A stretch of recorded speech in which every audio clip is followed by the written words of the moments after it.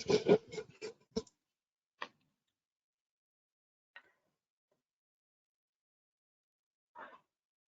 alaikum students, and a very warm welcome to the fifth and final day of Practice to Pass webinar session for the taxation exam UK variant. This is your tutor Saad Muhammad, and I welcome you all on behalf of ACCA. So guys, as you know that for today I have selected the topic corporation tax, and the significance of topic is such that there will be at least one 15-mark question from section B that will be tested along with few MCQs in section A. However, there are very few chances that corporation tax being tested in section B. So that is why corporation tax is of such significance that we cannot ignore it or leave it. However, I'll suggest you that after VAT it is one of the easiest topic, and the thing is that your concepts from the income tax will be repeating here. So that's why if you have a good grip on income tax and its rules, the corporation tax are somewhat similar to them apart from few changes here and there. So before I begin, I would like everybody to raise their hands if they can hear me clearly and see my screen as well.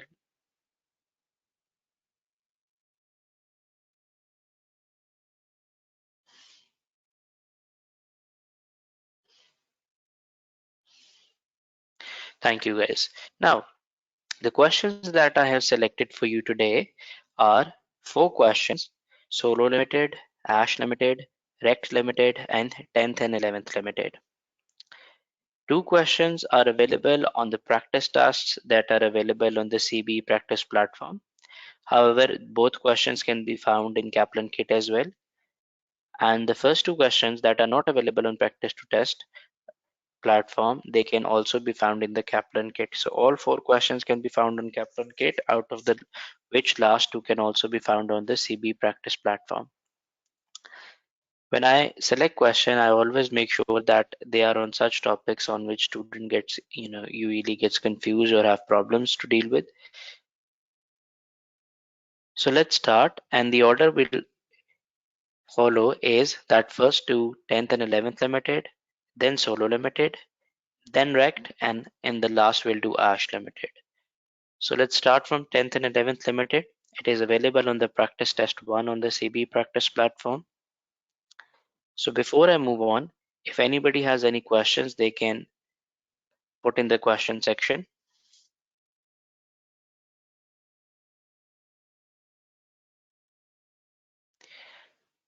Sirisha, I have noted your question. I will answer that after we'll solve this question. Okay.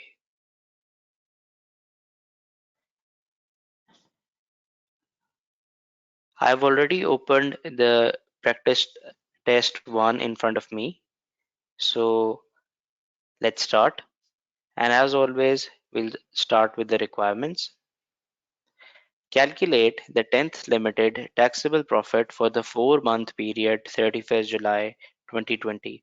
Whenever it says 4-month period, I'll highlight that and I'll make sure that each and everything that normally gets time apportioned, I will be careful that I have to time apportion it. Be it any expenses, they will get time apportioned, or capital allowances, they will get time apportioned, or any such thing that usually gets time apportioned will be time apportioned into 4 by 12. So we have to be careful here that there is a chance that we know the rule, or we might just forget to time portion it and losing an easy mark. So please, whenever there is a 4-month period or less than a year period, always highlight that and be careful while reading the question. Marble is a serial entrepreneur regularly starting and disposing of businesses, and on 31st July, so dates are always important, on 31st July 2020, 10th Limited, a company owned by Marble, ceased trading. That's fine. So now I will stop here and I will remind myself that whenever business gets seized, if it gets seized in profit, then the situation is different. If it gets seized on loss, then normally we talk about the terminal loss relief, and by calculating terminal loss relief, we then carry it back to previous 3 years. So we'll see that whether the Marble has seized the business of 10th Limited in profit or loss. Now, on 1st October 2020, 11th Limited, okay, so the date is again important, 1st October 2020, 11th Limited, another company owned by Mabel, commenced trading. The following information is available for both companies. So requirement A deals with the 10th Limited, I guess. If I quickly want to check that what is being tested in requirement B, I should scroll both windows like this, and I shall press next. The question will remain same, however the requirements will get changed. So calculate 11th Limited tax adjusted trading profit for the 6-month period ended 31st March. So in both, I shall be very, very vigilant and careful that all of the items that usually gets time portion should be time portion. So I cannot lose an easy mark. You can always stretch or widen the screen as per your convenience. Because we are currently reading questions, so I'll zoom the question. Now, so I first have to scroll down both windows or both sides of the page, then I can press next or previous. Now, let's read the question about 10th and 11th. Do remember that for 10th, everything needs to be time portioned by 4 months, and for 11th, 6 months. For the final 4-month period of the year ended 31st July 2020, 10th Limited has tax adjusted trading profit of 5200. That's fine. 5200 is the profit. The figure is before taking out of capital allowances. Now, if you see, it is sort of a similar question that usually gets tested in the income tax as well. That is, it gives you a figure of a profit, and then you have to add back all of the disallowed expenses and deduct all of the things that are allowed to be deducted. And then after computing the final taxable total profit, you sometimes have to calculate the tax liability as well, and sometimes you have to stop there. In this, he has only asked us to calculate the taxable total profits.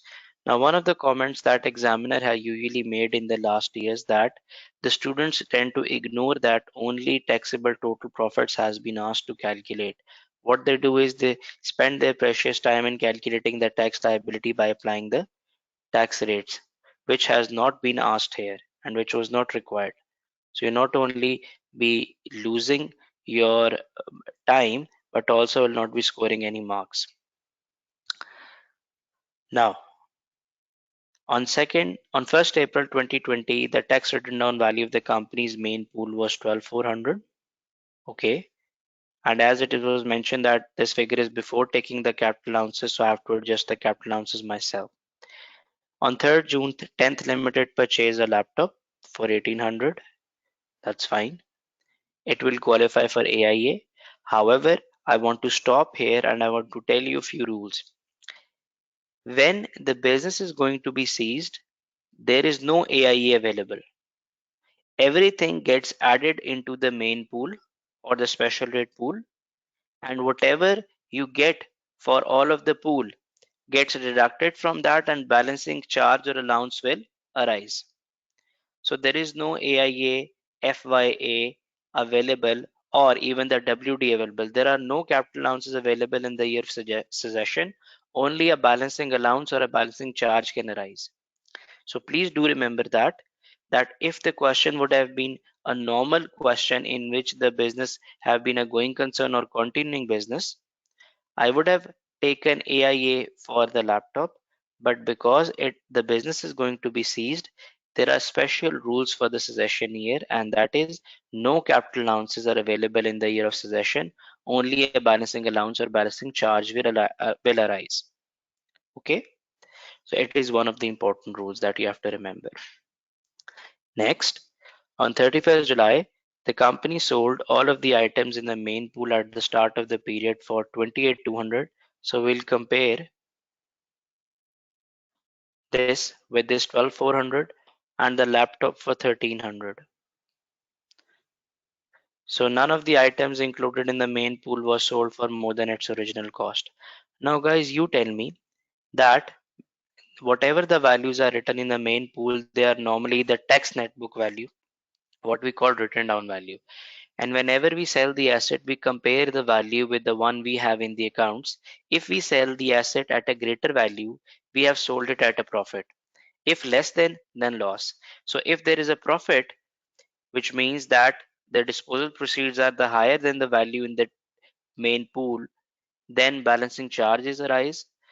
If vice versa, then balancing allowance. Now here you guys tell me in the question section that whether the balancing charge has arisen or balancing allowance has arisen.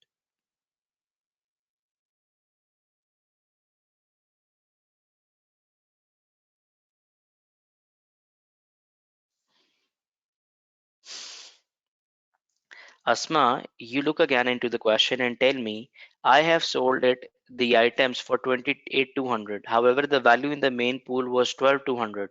So have I sold it on a profit or a loss? I have sold them at a profit. I have sold them for 28,200. Therefore, Asma, the balancing charge will arise. If all of you or some of you have a confusion in what is the balancing charge allowance, consider this, that all you have to do is you have to compare your value in the main pool, because that will be your net book value, and disposal proceeds. If you have sold more than of your net book value, balancing charge is arise because charge will be on the profit. And if loss, then HMRC will give you allowance on the loss, that is balancing allowance. So thank you guys, all of you who have said charge, your answer is correct. Moving on, and I'll add 1300 into 28,200 as well, because on the above I will be adding 1800 into 12,400, because in the year of succession there is no AIA, so everything will get added into the main pool and will be deducted from the main pool. Now, on 31st July, 10th Limited sold the company's freehold office building. Whenever company sells anything, the chargeable gain or a capital loss arises. However, the company pays corporation tax on their capital gains as well. So there is no capital gains tax for the companies. So companies pays corporation tax on their income as well as capital gains. So we'll see that whether the building has been sold at a profit or a loss. The 10th Limited Company's freehold office building for 180,300. So that will be the proceeds. The building was purchased for 3 May 2015 at 151,334. Because it is a company, I will stop here and I will check that whenever a company sells an asset that has been bought before 2017, December 2017, and sold after 2017, indexation indexation impact must be considered in the cost as well. So what is indexation? Indexation is nominal allowance that HMRC gives you to consider the impact of the inflation as well. It increases your cost and thus reduces your capital gain. So, and the index cost to December 2017 was 164,500. So it has given me the normal cost and the index cost. So guys, you tell me, which cost shall I use, indexed one or the normal one, in the question section, please.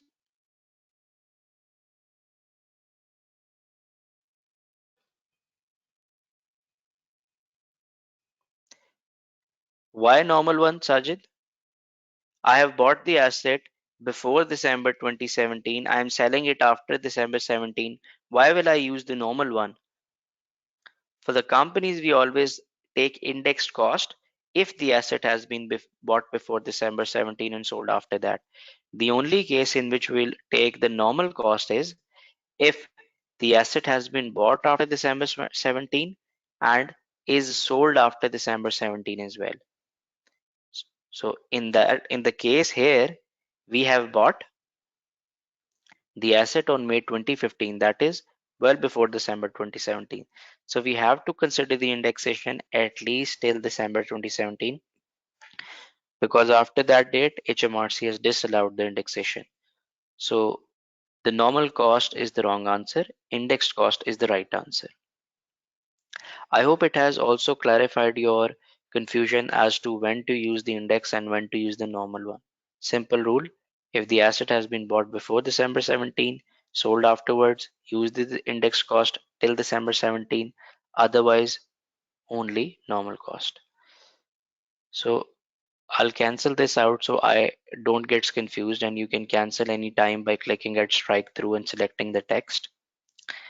During the 4-month period ended 31st July, 10th let out one of the floors of the freehold building, which was always surplus to requirements.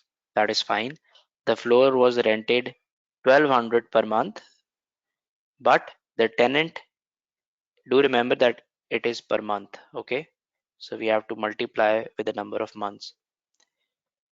But the tenant left owing the rent for July 2020, which 10th Limited was unable to recover. It means that for the last month we were unable to recover the rent. So we are preparing the accounts here for 4 months. For 1 month I was unable to recover the rent. Then for how much months shall I take the rental income in the question?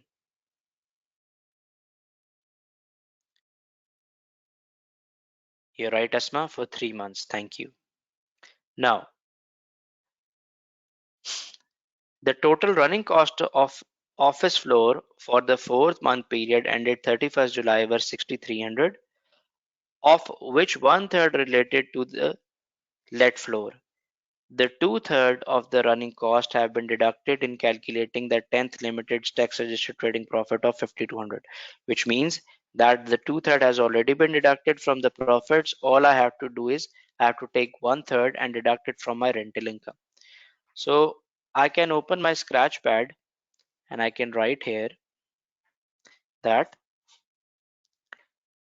6,300 divided by 3 equals to, let's open calculator,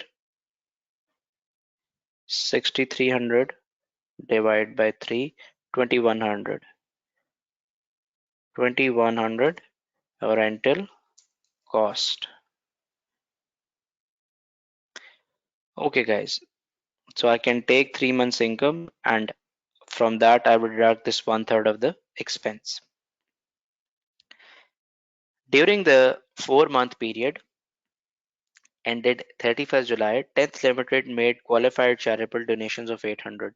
Now, all of the charitable donations that company make shall be deducted from their total profits. If you are unsure about the pro forma of the corporation tax, visit my notes, and there I have given the complete pro forma. And here you can see that trading profit plus property basis profit if the company has. In our case, the company has both. Interest income, if any. Here there is no interest income. Chargeable gains, which are available in this question as well. If you add them all, it will become total profits. If you have any carry forward losses or group losses, you can deduct from there. Then you deduct the qualifying charitable donations as well. After that, you're left with taxable total profits, which have been asked to calculate in the question. If it would have asked us to calculate the CT liability, I would have just multiplied this into 19%, and that's it. So, however, do remember that for companies, it can be any donations but cannot be political donations or donations which are not allowed under individual trading profit rule. That is, you cannot make to local charity.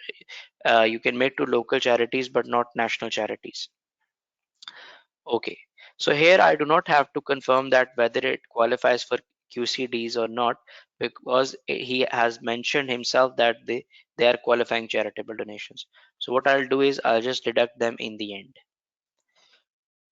So before I start solving the question, I would like all of you to ask any questions if there are in the question section.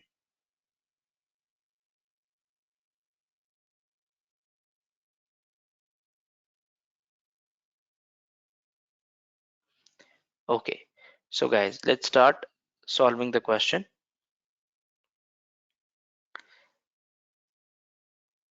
I can adjust the columns as per my convenience.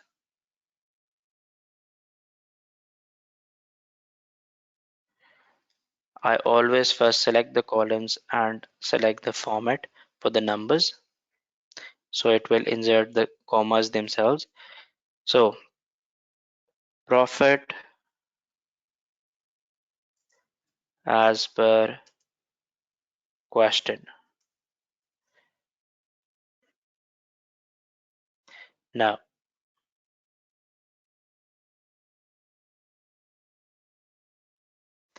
I'll mention here for the examiner that I'm solving part A.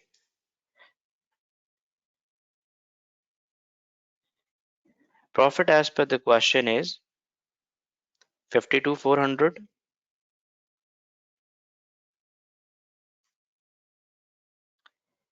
Then we have to deduct capital allowances. I'll write CA for capital allowances and I'll mention that I have calculated them in working one because I have to perform the working for them. What I normally do, guys, is that I first always solve the adjustments that are straightforward for which I do not have to open the work, so that I can not only manage my time effectively because the working may take time, and after that, if you are short of time, you may in hurry wrongly done do the adjustments that are otherwise straightforward. So I always try to gain easy marks first and then try to solve the workings. So for capital allowances, I know I have to produce a working, so I leave them for a bit. The second and second point completely dealt with capital allowances, so I leave it for the time being. Then I have chargeable gains that I can take. So chargeable gains. For gain, I can tell the examiner how I have computed this gain. It's 180, 300 that are disposal proceeds less 164, 500, that is the cost. Here I'll put the formula to calculate. So 180,300 minus 164,500. 15,800 is my gain. Now, so I have now scored 1 mark, and for that I knew that I didn't have to open a working. Now I can move to rental income, or you can say it property income as well. For that I also don't have to open the working because it's 1200 into 3 months of rent. The reason I'm only taking 3 months is because for the last month the tenant had not paid me. So now 1200 into 3 minus 1/3 of the expenses that are available. So the complete expenses are 6300. I have to take 6300 divided by 3. I can solve this in formula as well. Minus 6500 divided by 3. 1433 is my rental income. Now, so I've done with point 4 as well, and I've taken easy marks without opening the working. Now I can go to the last point, that is charitable donations. So whatever will be my total profits, that will always be sum of all of the above figures less QCDs, that is negative 800. So my taxable profits will be equals to this plus this, because plus minus will become minus. Now when I'll put the figure here in negative for the capital allowances, due to the formulas, my final answer and total profits will automatically be updated.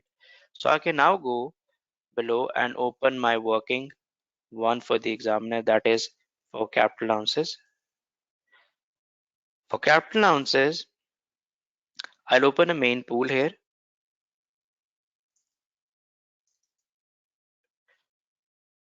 Brought forward balance has been given to me in the question. That was 12,400.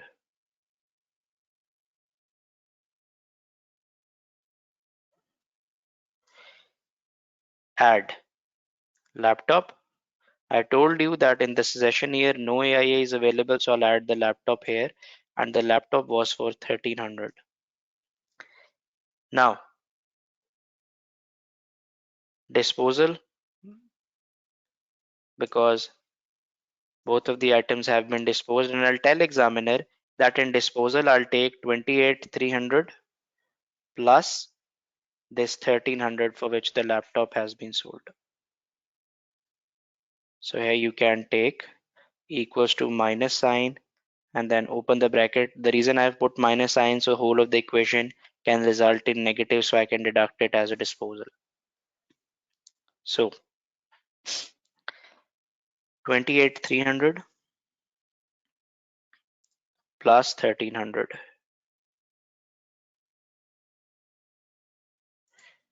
29,600 is the total amount. Sorry, it's 28,200.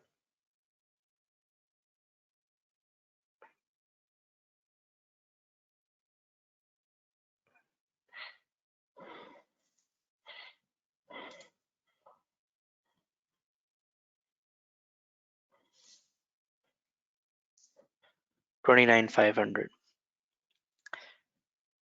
Now I can apply sum here.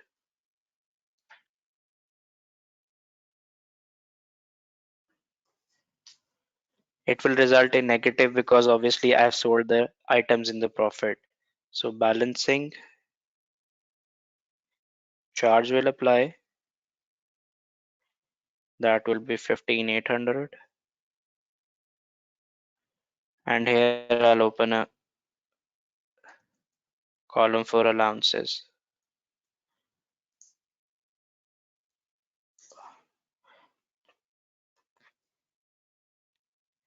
That are 15,800. So as it is a balance charge, guys,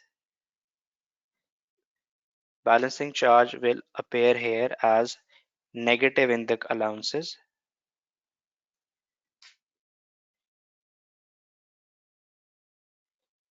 When the allowances are negative, normally the allowances gets deducted from your profits and decrease your profits, but the if allowances are negative, so they will rather get added back into your profit and thus will increase your profit. So whenever there is a balancing charge on the complete pool, it means you have sold your complete pool or all of the assets in the pool at profit. So obviously that profit will get added into your tax and trading profit and will increase your total profits. So here I'll press equals to minus sign and he will automatically add it up because minus minus will become plus. So these are my taxable total profits that are automatically updated.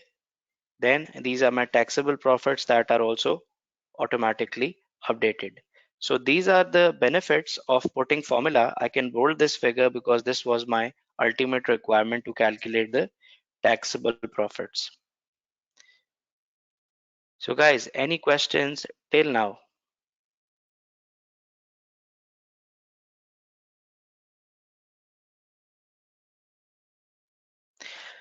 Okay, I have added laptop wrong. Okay, guys, it cannot be an issue because as I have done my calculations with the help of formulas all over. So all I have to do is just put laptop as 1800 here, and all of my figures will automatically be updated because I have used the formulas. So now it's sum equals to this. So it becomes 15,300.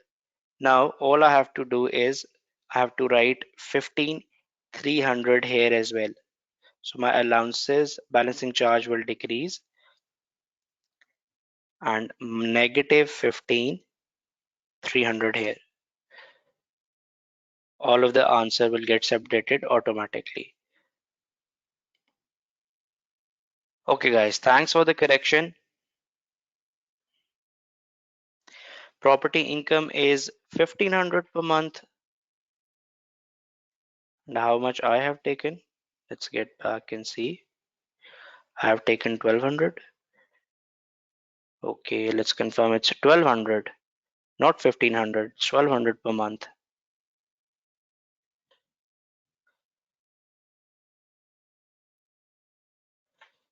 So, any issue still here, guys?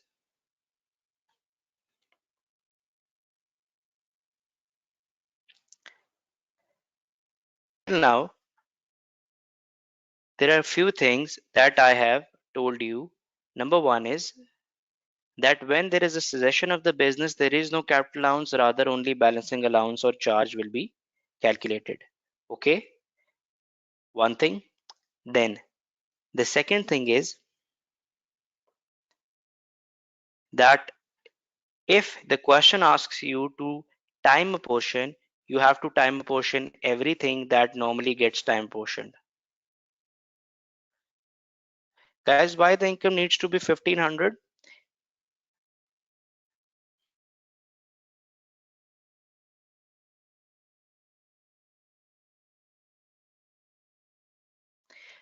3,600 minus 2,100. So let's see what is our mistake.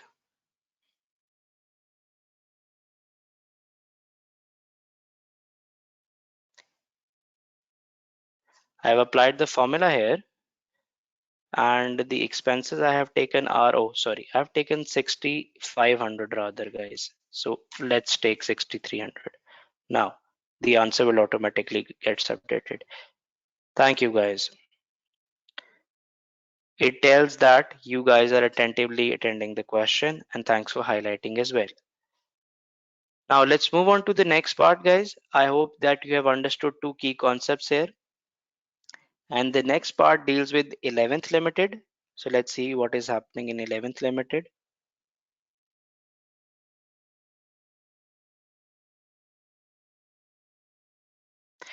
11th Limited's operating profit for the 6-month period ended 31st March 2021 is 122,900. That's fine. Depreciation of 2,580 and amortization of leasehold property of 2,000. See note 2 below. Had been deducted in arriving this figure. Now guys, you and I know that one thing is for sure, that all sorts of depreciation and amortizations are disallowed while calculating the profits. So this depreciation and amortization will be added back into the taxable profits of 122,900. Now, on 1st October 2020, 11th Limited acquired a leasehold building paying a premium of 60,000 for a grant of a 15-year lease. The office building was used for business purposes by 11th Limited throughout the 6-month period ended 31st March 2021. Now guys, do you know the easy formula of calculating the lease premium? The formula is 51 minus D into 50 divided by P. Now D is the duration of lease and P is the premium, and both will always be given to you in the question. Again, I'll write it on scratchpad for you. It's 51 minus D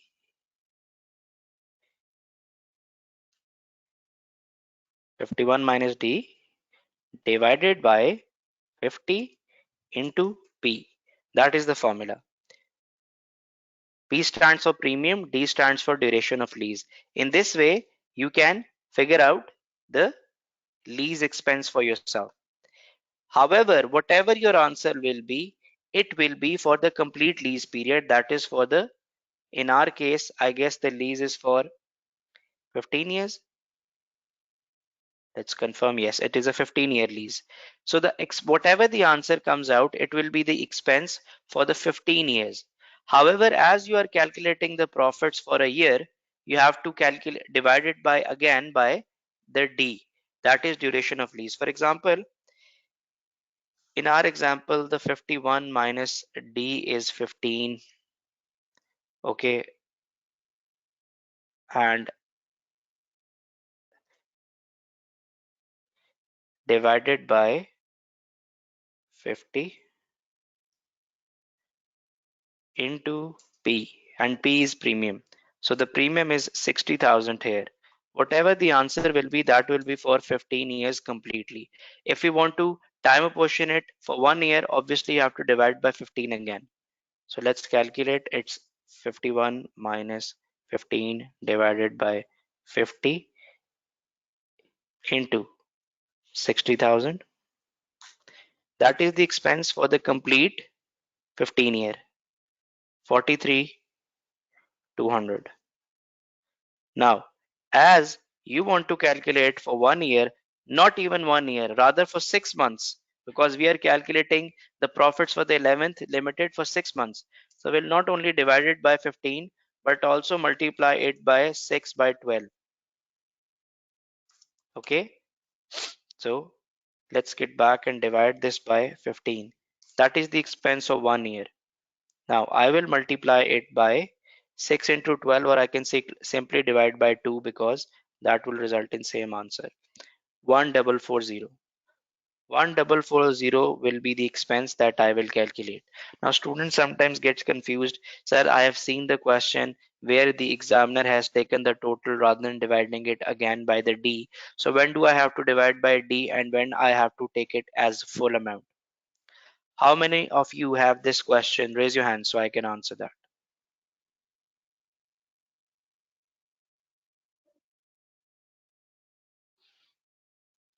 Okay, guys, it is pretty simple. If you are the landlord in the question, which means you are giving the lease to someone. For landlords, the complete income get assessed or taxed in the first year. So if you are a landlord in the question, you will do 51 minus D divided by 15 to P and stop it here and take the whole figure in your profits as an income because you're a landlord.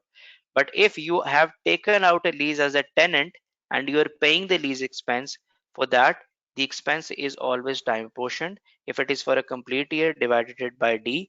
If not for complete year, then further time it a portion according to the months. Now answer me, Claire, in the question section, please. Okay, guys, I hope it had clarified. Thank you. Thank you, Mahant. Okay, guys. So let's get back to the question. Here you have clearly seen that we have acquired a lease. If it would have been that 11th Limited has granted its office building on a lease to someone, then it would have been otherwise that I would not have deducted it by D again to calculate for a particular year. But now I know here I will add that 2000 back into the profit because amortization is not allowed. Rather, I will deduct this as an expense that I have calculated 1440 while I'll be calculating the profit. Moving on 1st October 11th Limited purchased two cars. Now guys, do remember that I'm going to calculate capital allowances and all of the capital allowances will be time apportioned. The first motor car cost 12,600 it and has a CO2 emission rate of 90 grams per kilometer. So for 90 grams, it falls between 51 to 110. What type of a capital allowance will be eligible for that car? Thank you, Shazad. 18. It will qualify for WDA 18%. Cars never qualify for AIA, do remember that. Okay. The motor car is used as a pool car by company's employees, so it is used by the company's employees only. The second car cost 13,200, has a CO2 emission of 40 grams per kilometer, guys, less than 50. Which allowance will this qualify for?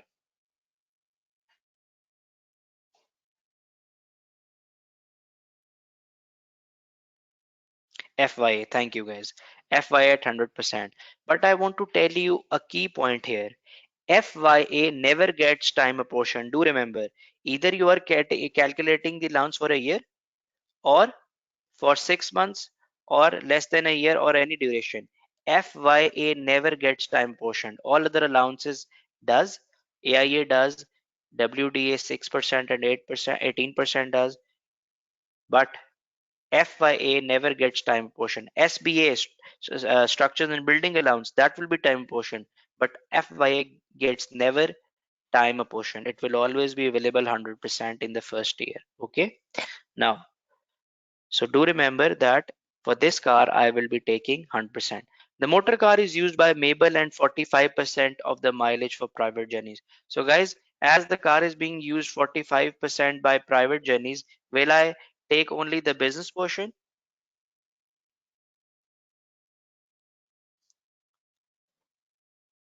So guys, will I take only the business portion?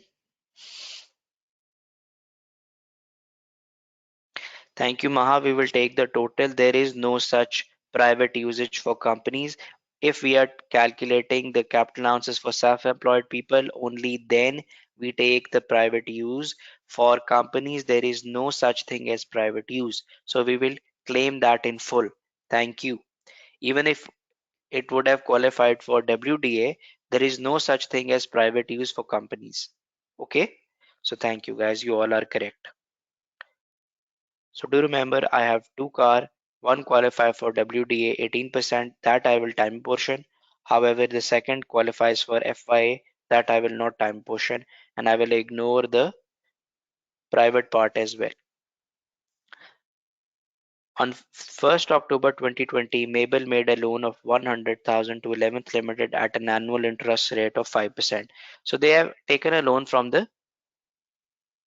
their shareholder. There is a commercial rate of interest. Okay, the loan is on commercial rate of interest, which means if the company if had not acquired the loan from their director shareholder, they have acquired it from the bank, they would have gotten the same rate.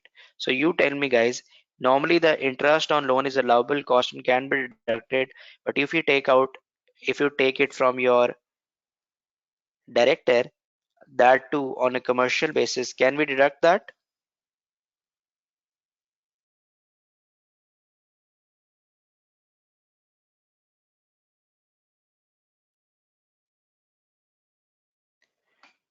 Shahzad, we can, because it is on a commercial terms, so that can be deducted. The answer is yes, we can deduct that. Moving on, for the fourth point is done as well. However, one thing that needs to be make sure is the annual rate is 5%. However, I take 6 by 12 interest because I'm preparing the accounts for the 6 month ended period. So there are two things that need to be checked here. Number one, the interest is qualified or not. It is. The second, it will be time apportion. Okay guys. Now, as we have done with the question, we can now start solving the question.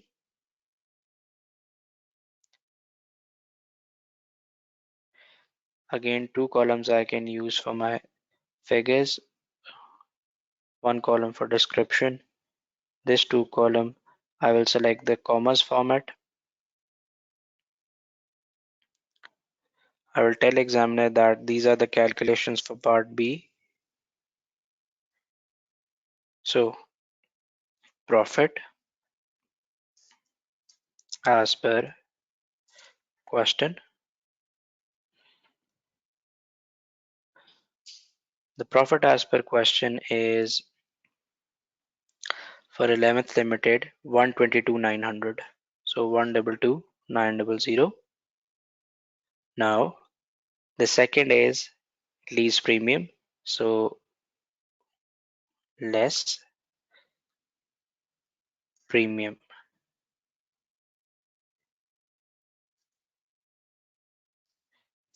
I'll tell examiner that I have calculated 51 minus 15 divided by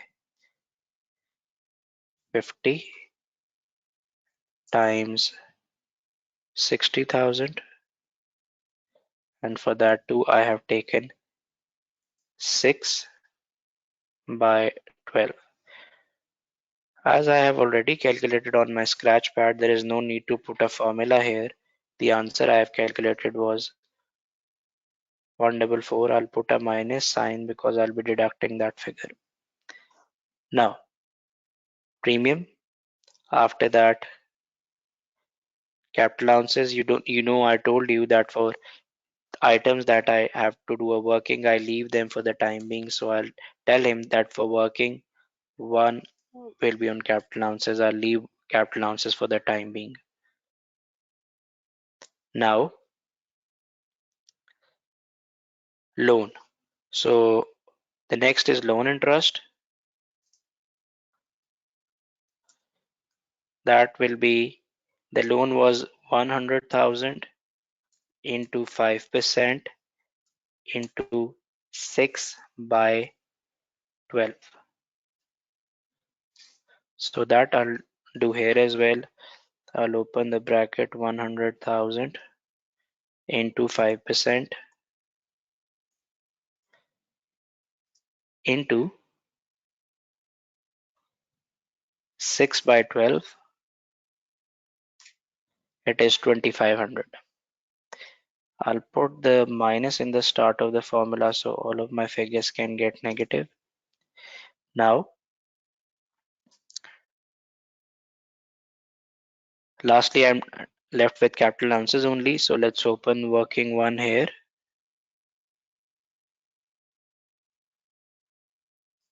Again, this will be main pool.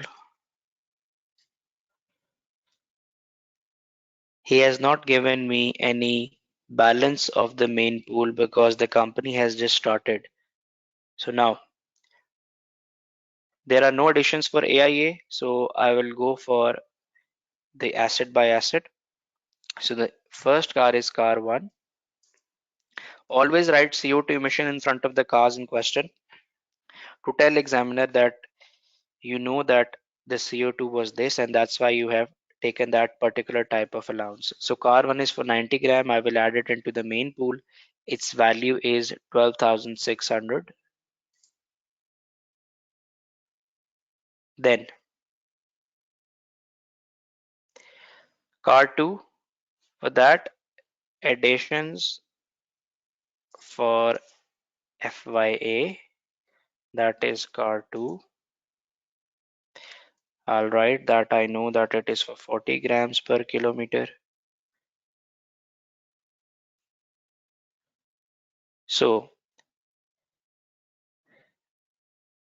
these figures I can transport here and keep this column free for any other workings.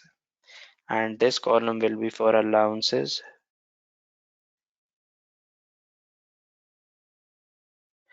The format of this should also be with commas.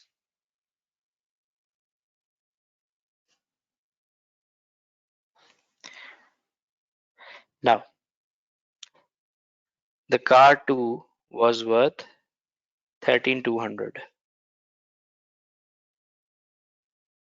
less FYA at 100%, that is 13,200 as well. It will immediately go into the allowances column 13,200, and for WDA at 18%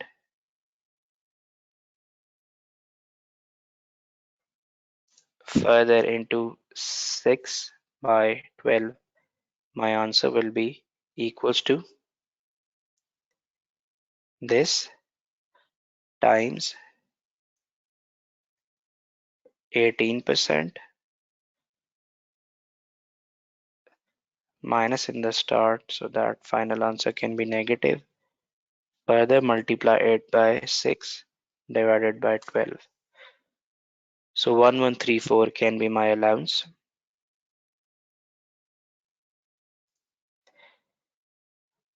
And here I can apply a sum formula. So my allowances are 14334.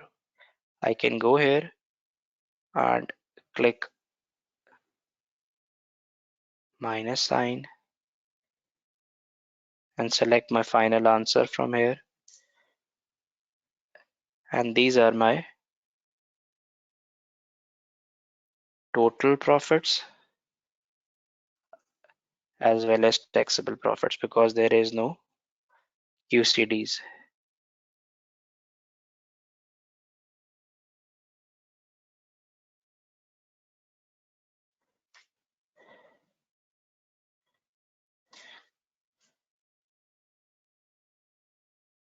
So guys, I have dealt with all the points, but I'll go through the question and let's see if I have missed anything. So the first point, so I have forgot to add the depreciation. Now what can I do?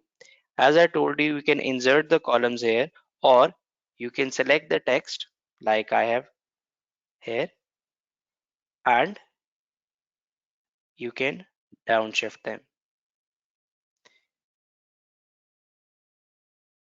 It's not allowing me here. So what I can do is I can take my profits at least upwards.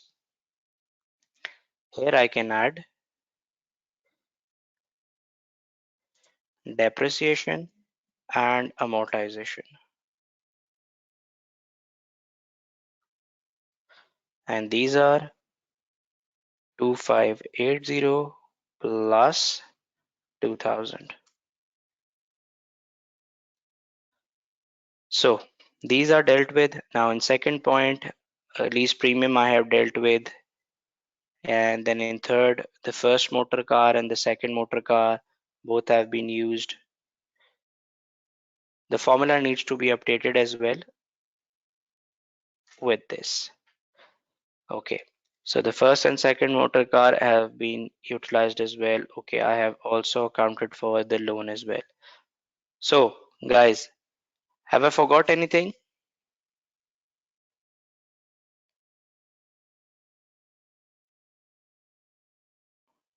Okay, thank you guys.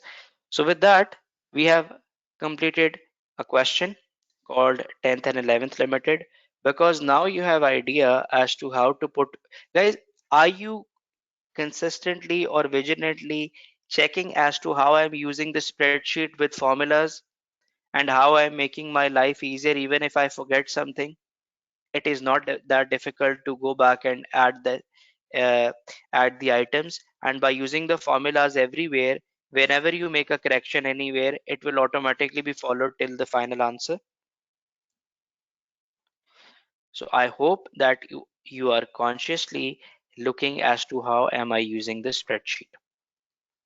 It will not only help you in the taxation exam, but also if any of you opts for advanced taxation exam, it will help you there as well, and in the other computer based papers as well. Thank you. Now, guys, we'll take a 5 minute short break, and as we have to do three more questions, we'll not be taking longer breaks. We'll take a 5 minute break and then we'll start our next question called Solo Limited. So I'll see you after 5 minutes. Meanwhile, if you have any questions, you can post.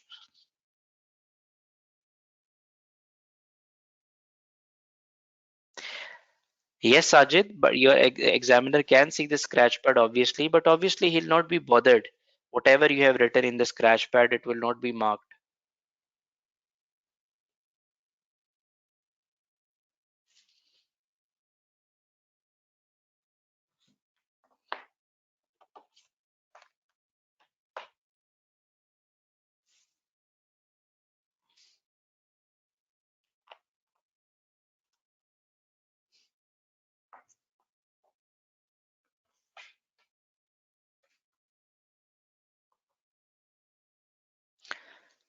Joel, the formula is simple. For premium, Joel has asked that he's unable to understand my premium formula.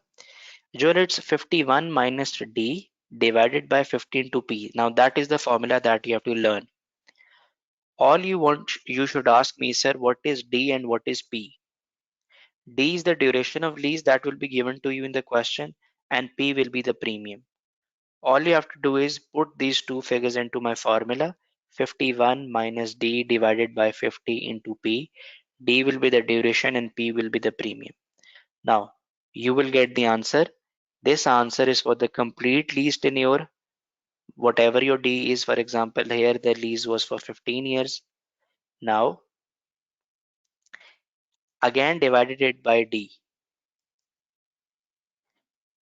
In this way, you'll be able to calculate the expense for one particular year. Now, there is another formula, that is n minus 1.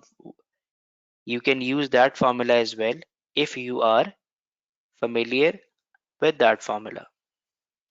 D can never be more than 51 joule because these are called short leases, and short leases are always less than 51 years.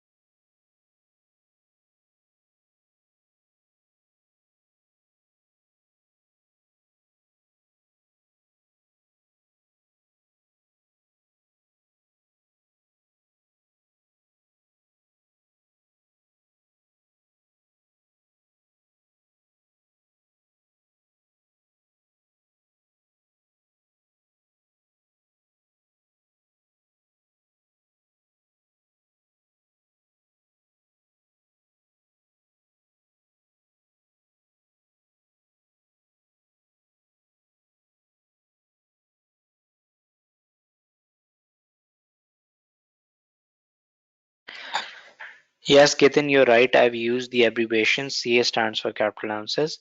And Temilan, in the handout section of the webinar, you can download my notes.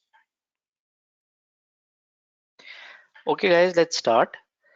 So the next question is Solo Limited. It can be found in the Kaplan's kit as well as from the past papers. It is for March June 18 attempt. Let's read the requirement first. It can be downloaded from the today's handout section. The two questions that are not available on the CB platform that you can download. Calculate Solo's revised tax adjusted trading loss. Now we are done with one question of profit. So I've intentionally selected a question that deals with loss. So we first have to calculate its revised tax adjusted trading loss. Now do remember, any of the disallowed expenses that we will add back will increase the loss. And if we add back the capital ounces, they will also increase the loss. On the basis that Solo Limited claims relief for its trading loss against its total profits for the year ended 31st March 2021. Okay, prepare a corporation tax computation for this year showing taxable total profits. So what Solo will be doing, that It must have the incomes from other sources, for example, capital gain, rental income, or other sources, interest income. And whatever these incomes are from the other sources, and it want to adjust or relieve its losses against that total income. And the losses will be calculated by us in the part A, so we'll use the same answer in part B. Even if your answer in part A is wrong, you'll score full marks in part B if you calculate it correctly. On C, on the basis that Solo Limited claims the remainder of its trading loss as early as possible, calculate the company's taxable trading profits for December 19 and 3-month period March 2021.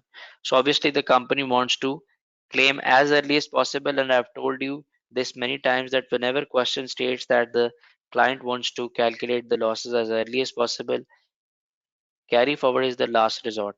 Why? Because in carry forward you have to wait till the profits in the future come and you set your losses against them.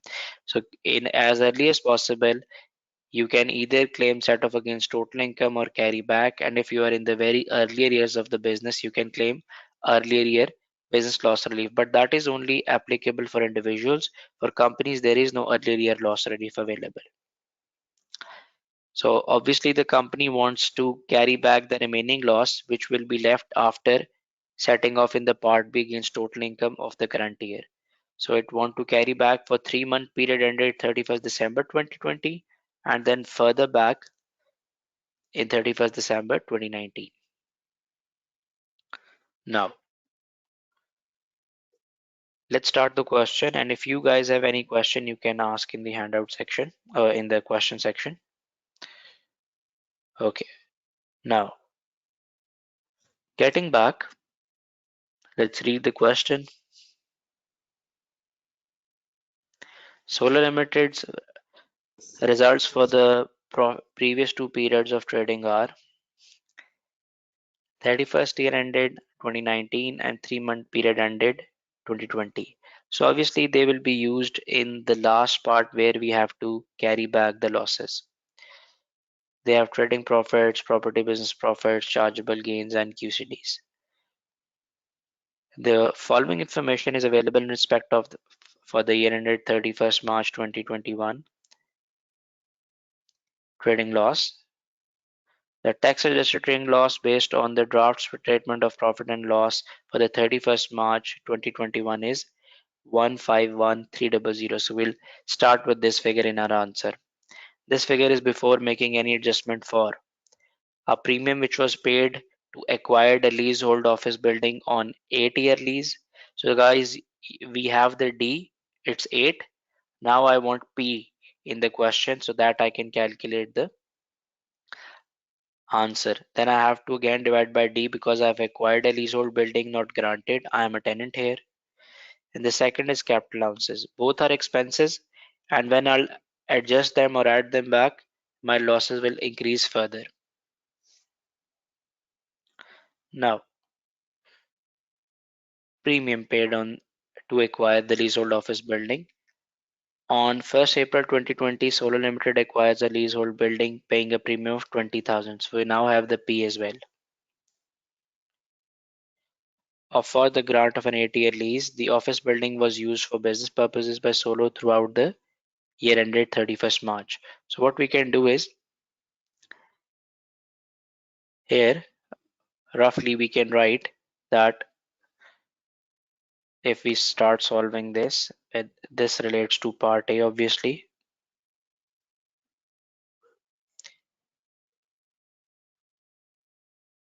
Loss as per question.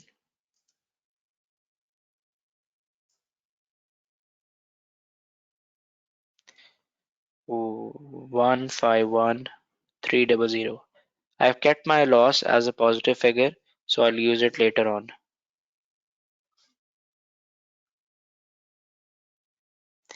Acha ji. Moving on. The next is lease premium. So let's get back and add lease premium.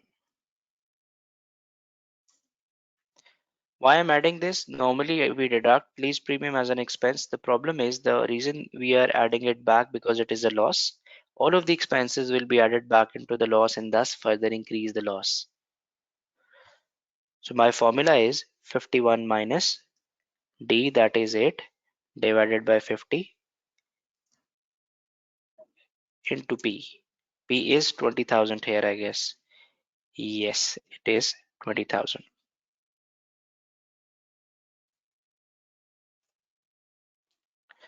Now,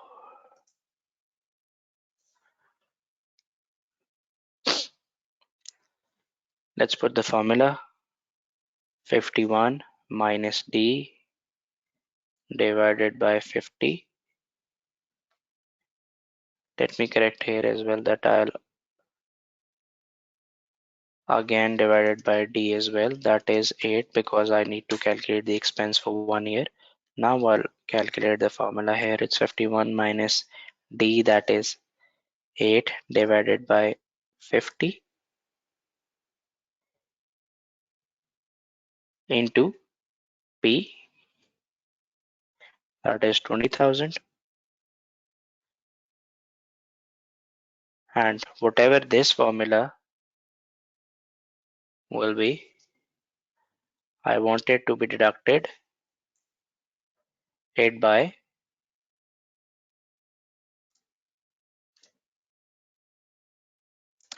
rather than you guys making this that much difficult formula, because it will be difficult for you.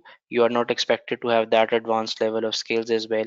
I will rather suggest you to do it on your calculators. You can do it on your on-screen calculators as well that are available into you the exam.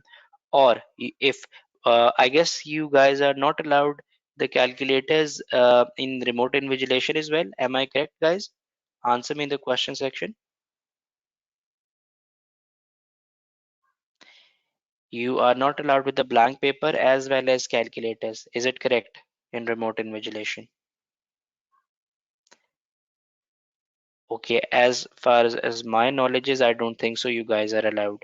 So 51 minus 8 divided by 50 into 20,000 again divided by 8. So 2150 should be my expense. So let's get back.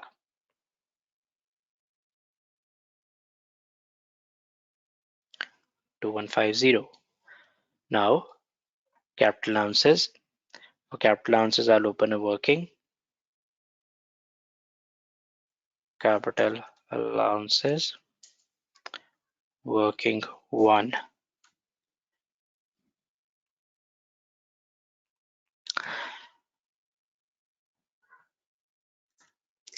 The tax written down value of the plant and machinery in the main pool was 1st April 2020 was nil, and during the 31st year ended March, Solo Limited equipment for 4,300.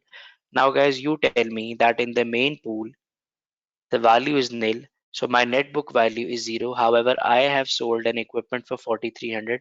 Shall it result in a balancing charge or a balancing allowance?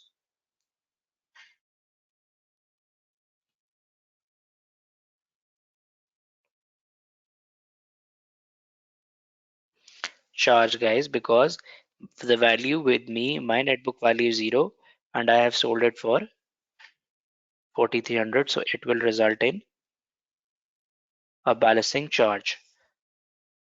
So if these are the only capital allowances, rather than opening a working, I can go here and add balancing charge. Now balancing charge normally adds into your profit, but losses, will it be added or will it be deducted? You tell me, guys. It's easier, it should be the opposite treatment. In profits, we normally add it. In losses, we will deduct that. So simple as that. So negative 4,300. Now, next is property business income. So the property business income does have not have to do anything with the trading loss. The text written down value of the plant and machinery on the main Solo Limited lets out a warehouse which is surplus to requirements. The building was empty from 1st April to 31st July 2017. This is not 2017, guys. This is rather 20, and this is 2020 as well. So we will assume that from April, May, June, and July, 4 months, the building was not available. So it was rather available for 8 of the months. And let's see that what was the rent. The following income and expenditure was received during the year. On 1st April, insurance for the year ended 31st March 2021 was paid. So that is a allowed expense. Then rent has been received for the 6 months till 20 till 31st January 2021. That is fine. Then we have a security deposit equals to 2 months rent. So guys, shall we treat security deposit as well as an income?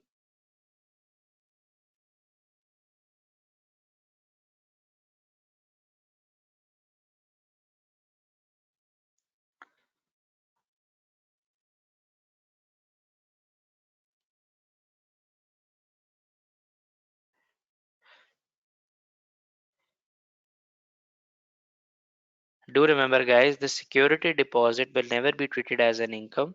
Why? Because later on, when we have to pay it back or return it to back, we do not treat it as an expense as well. So we shall always ignore the security deposits received from the tenants. Okay. Now, coming back, I will ignore this, the security deposit. However, rent can be taken, and then I have received again the rent for the 6 months ended 31st July 2021. So I have received advance rent even after the 3 months period ending my relevant accounting period. How much rent shall I take? Only till my period or full? Full or till period?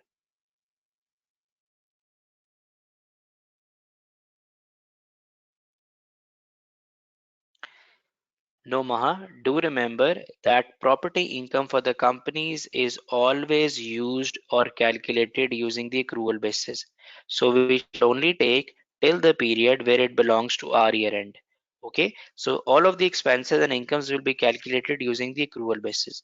The insurance expense I do not have to accrue because it is for the complete year. However, as far as the rent is concerned, the first rent is that is till 31st January 2021. That that belongs to our period, so therefore we do not have to time it a portion. However, the rent that we have received on 1st of March, that includes some of the rent that belongs to our period, and the rest we will not take because it is for 6 months. However, we have already received till January, so we only require the rent for February and March. So out of that 7800, I'll take 2 by 6. Okay, guys. Now,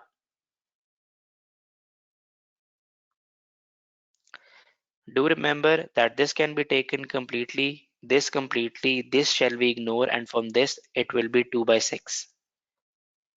Disposal of the shareholding in MPLC.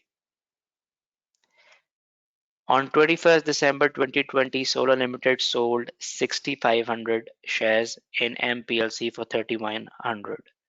Solo had originally purchased these 2,000 shares, less than 1% of shareholding in MPLC on 18 June 2007 for 27,000, and purchased a further 1,000 8 December 2020 for 4,600. Now do remember that if you visit my notes, I have clearly mentioned the rules to calculate chargeable gains for companies. In that you can find as to how you can calculate normal gain losses, then you can find shares as well. For shares, the rule is that when you have to take the cost of the shares that you have sell, you assume that the first cost that you will take is of if there are any shares that you have bought in the previous 9 days or from the date of disposal. If there are, you will take the cost of that. and then you make a share pool. And the format of share pool is three column approach, number, cost, and index cost. Okay, so that will you use. So here, if I check, he has sold on 12th December, and these shares are purchased in back in 2007. However, he has purchased some shares on 8th December 2020 as well. How much? 1000. So even if he has not sold these 1000 shares, as per the rules of the HMRC, you have to take the cost of them. So for 6500, 1000 shares, cost for 1000 shares is already given into the question. I'll not calculate, I'll take 4600. However, only for 5500 shares, I will calculate the cost. And for that, I first have to index the cost first, because I'll be taking indexed cost here. Now, we're done with the question. So I haven't found anything apart from the first 2 points that relates to requirement A, that is my losses. So I guess my losses are till here, that are final. So my final total losses are, if I put a sum formula here,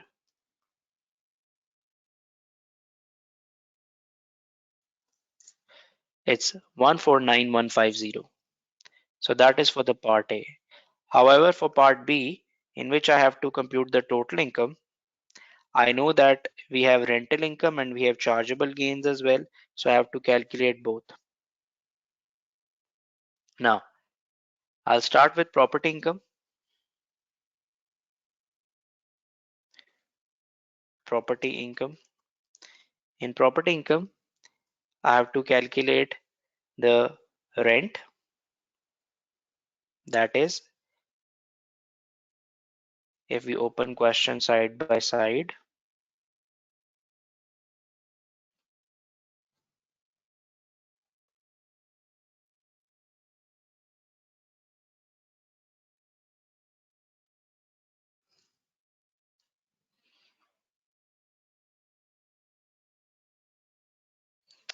so it is 7800 complete plus 7800 into 2 by 6. That will be my property income. So 7800 divided by 6 multiplied by 2 plus 7800. My total rental income will be 10,400.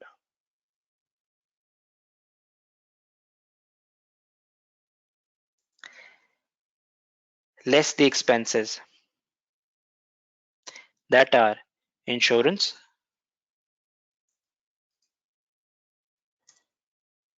Insurance I can deduct straight away from the question, that is 920, and I'll put a minus sign. Then advance, I will mention examiner that I know that not to take it, otherwise I'll lose a mark.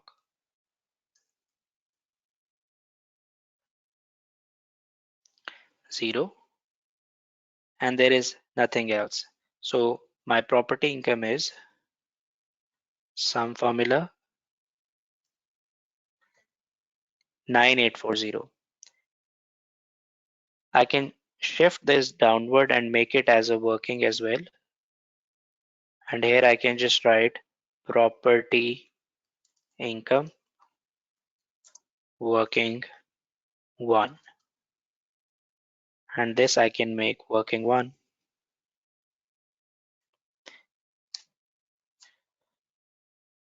I can put an equals to sign and select this. So whatever figure will get transported here as well.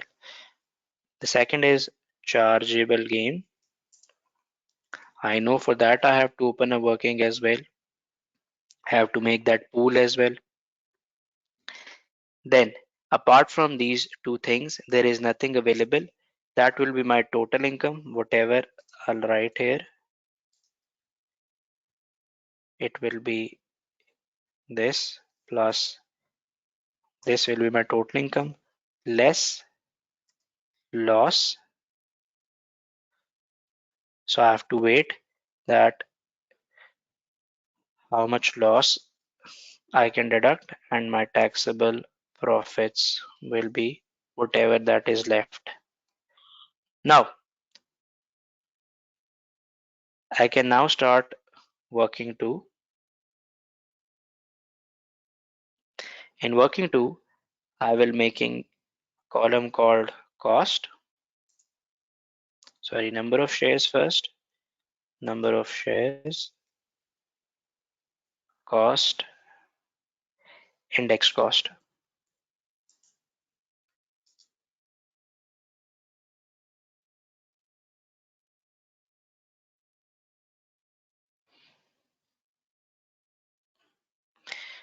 So in number of shares, first I will take that I have bought for the very first time. These are 20,000 shares on 8th June 2017. So I'll start with them. So I'll write here 8th June 2017, 2007, sorry, 2007. Number of shares that I bought were 20,000, I guess. I have bought them for 31,200 and the index cost is same. Now there is no addition in between, so therefore I will take the indexation from June 2017, June 2007 till, guys, there are two given, till December 2017 and till December 2020. Which shall I take?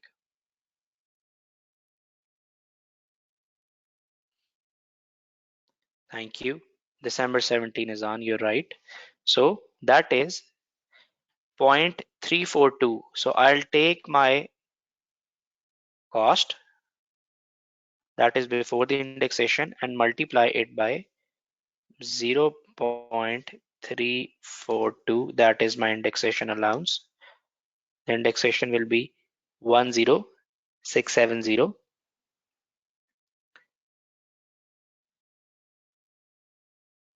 Now that will be my index cost till here.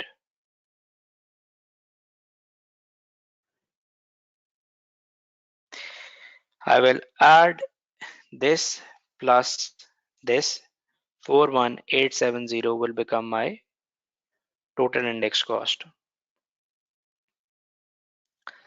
Sorry guys, I have taken disposal proceeds rather. The cost was 27,000. So this will become 27,000 as well, and automatically my figures will be updated 36234. Now on 12th December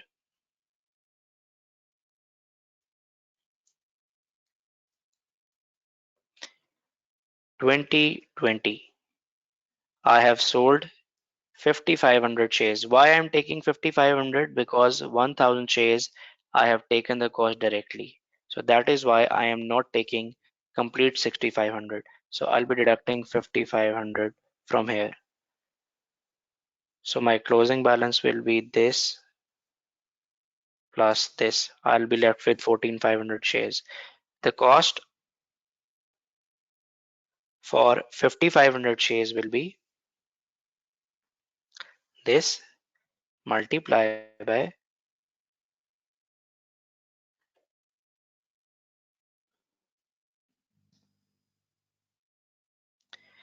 so guys, this multiplied by 5,500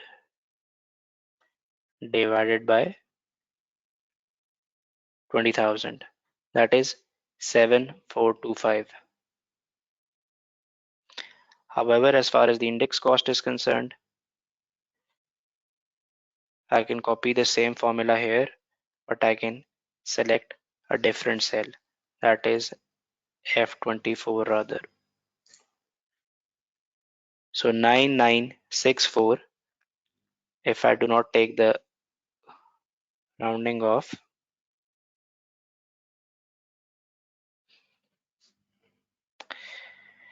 so index cost will be 9964, and the balance that will be left will be this minus this. So for me, the relevant figure is this one, 9964. That is the cost of 5500 shares. Now, if I calculate my total gain here, my proceeds that are given to me in the question are 31,200, 1000 shares. The cost is given in the question, that is 4600.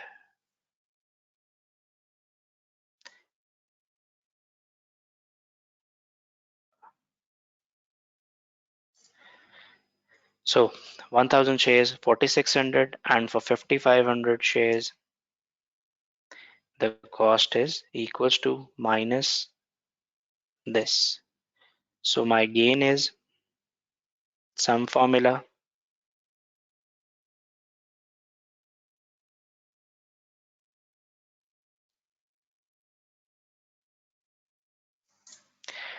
one six six three five. That will be my gain. And if I can round it up, it can be 1635.636. I can make it. But as I am doing the calculation with 2 points, so I will not round it off. I'll select equals to this cell. So my figure will automatically be converted here. My total income is here, guys. It's 26115. So how much loss I can deduct from that till here?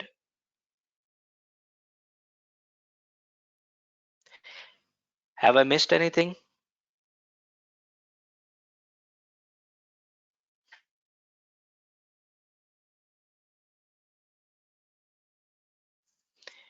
So guys, have I missed anything? There were only two incomes, property income and the chargeable gain. So I have taken both of them. How much loss can I set off now? I guess equal to my income. That is, I now have 26115 or 116. That is the amount till where I can deduct my losses. Can I?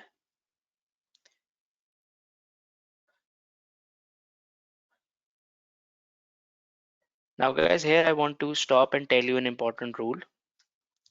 If I take you back to the question, you will see here that there are some brought forward losses. The concept that I'm going to tell you, do remember that clearly, because this will help you in the next question as well. It will be tested in the next question as well. That is how you can relieve losses. Guys, do remember, if you have chargeable gains this year and you have capital losses last year, you have to adjust your brought forward losses against your gains this year. You do not have any choice. It is not like that you can say, okay, I do have my capital losses, but I want to keep them separate for the time being. Rather, I want to utilize my capital gains for my trading losses. You cannot do that, which means that if you have the capital losses brought forward, they needs to be adjusted as per the rule against your capital gains. Now you can see that I have capital losses in the last two periods. That is 3300 and 2100. Okay. So if I add them, it will be 3300 plus 2100. That is 5400. So losses worth of 5400 needs to be adjusted before I can compute my taxable total profits. And that is the rule. So please tell me in the question section that have you understood the rule, that it is must to deduct the capital losses brought forward from the capital gains. You do not have any choice. Okay guys, I hope that you have understood. Let's adjust this. I'll go back to my spreadsheet. Here capital gain, I can insert a column called less brought forward losses. In the bracket, I can show examiner that this is 3300 plus 2100. So that will be deducted as 5400. So now what will be the revised income?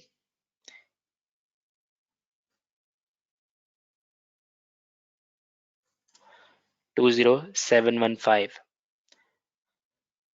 Out of that, I can deduct the losses equivalent to my income this year. The remaining losses will be carried back, as it was asked in the question that he wants to carry back the losses against the profits of the last 2 years. So I can make it nil by writing, so the taxable profits will be nil this year. However, do remember that I have relieved 20715 of my losses. The remaining losses can be carried back. So for part B, or part C rather, let's see that what are the incomes that the companies or the solo limited had in the previous year. It is given in the start of the question. Losses will now be not taken because I have utilized them. Only I'll take the trading profit and the property income. So I can copy this from the question. Trading profit, property income,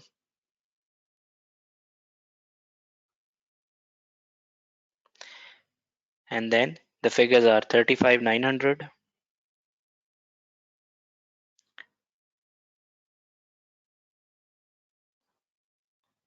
and 12,100. Then for the next year,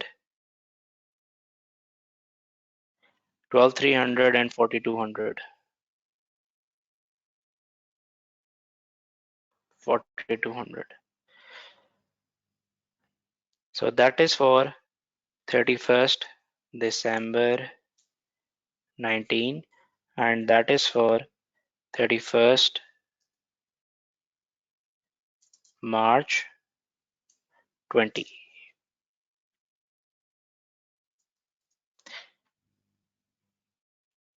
Now there is a one key point that you guys have to remember, that these accounts have been prepared for 3 months.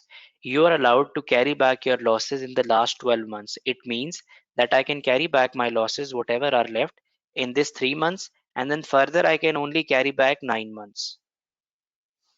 Okay, so first I have to calculate the total profits before QCDs. That is this plus this. I can copy the same formula here. Now, less losses, because losses will be deducted before the QCDs. That is the rule. So you have to remember that I'll deduct complete losses up till my income, because my losses are way more than that. However, when I have to come into this year, I have to remember that I have carried back the losses for 3 months. I can only carry back further 9 more months, because the maximum you can carry back your losses is 12 months. So you have to time portion your profit, not the losses. So you will time portion your profit into 9 divided by 12,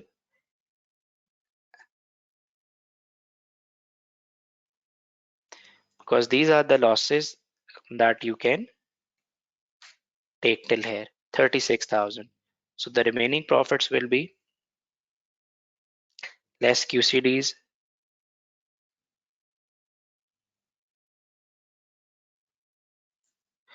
For this year, the QCDs will be wasted, but for this year, I can deduct the remaining QCDs, that is for 1200, and taxable profits can be calculated using,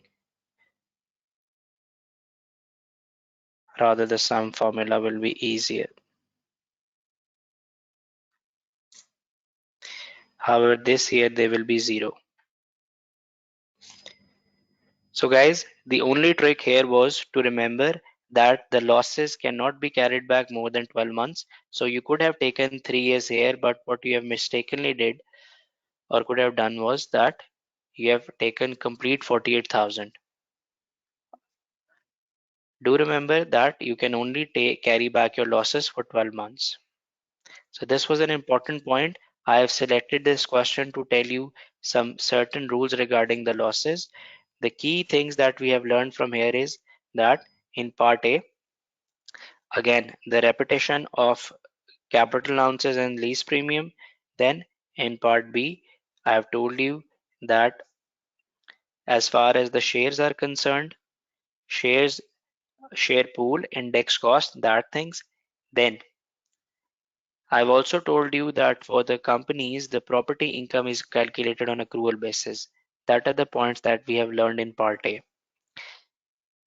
And then lastly, in part C, whatever the loss that I have calculated in the first part, let me take you back to the third part so I can explain again. The losses that the business has suffered in the very first part was this 149,150. So few of these losses have been set off against total income in the second part, that is part B, in which I have calculated the property income as well. This is part B. So in that part, this was my total income. Out of my 149,150, 20715 was set off against the total income. The remaining loss in the requirement C have been requested to carry back. So I have carried back the loss. The incomes for previous year were given in the question. This was for 3-month period. So 16,500 losses out of that loss have been relieved from here. And then you can carry back your losses for last 12 months. So 3 months losses have been utilized here. So here I could have only utilized 9-month losses. But for that you don't time portion your losses, rather you time portion your profit. And losses equivalent to that amount can be deducted. So I have time portion my losses by 9 by 12. That is the amount 36,000. So losses equivalent to 36,000 can be carried back in this year. I hope that I have clarified. If anybody has any question, they can still ask. For those of you who have understood this completely, can you please raise your hands and let me know?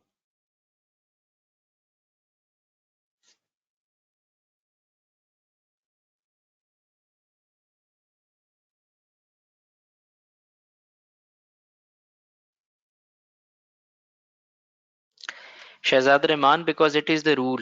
You cannot time apportion your losses 9 by 12 because the losses are not for that period. Rather, you have to time apportion your profit because you can only carry back your losses for 12 months. So losses are not for 12 months, rather profits are for 12 months in 31st December 2019. So if I make it easier for you, you just have to remember that you always have to time apportion your profits and losses equivalent to that amount can be carried back. It is more easier for you.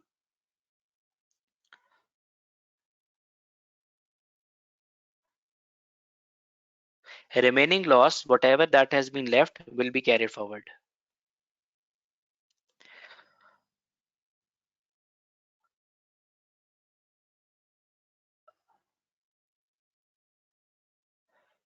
Joel, the balancing charge was obvious. It was mentioned in the question that the opening balance of main pool is zero. However, we have sold the only asset in the main pool for 4,300. So it means that we have sold it on a profit of 4,300. 4,300 minus 0 equals to 4,300 balancing charge.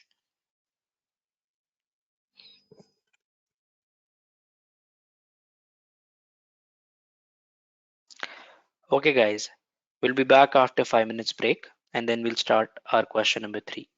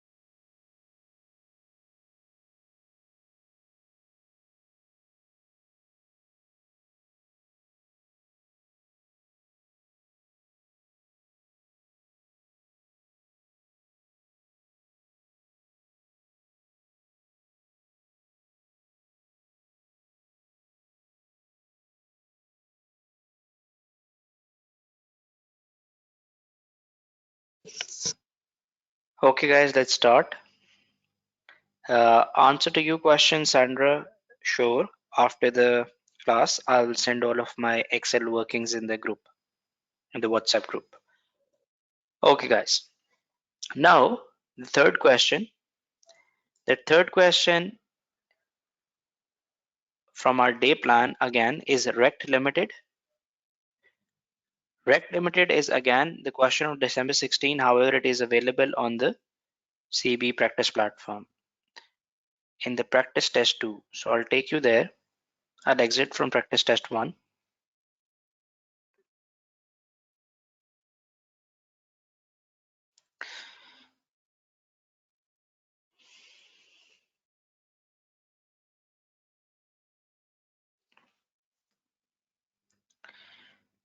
I'll straight away navigate to the last parts.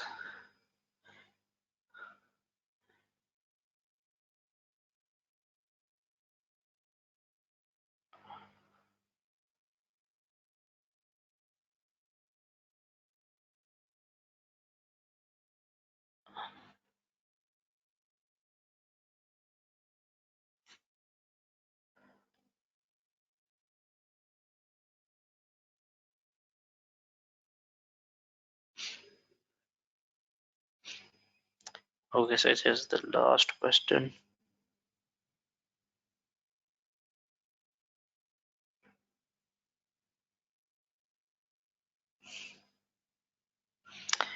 There you go. Rect Limited.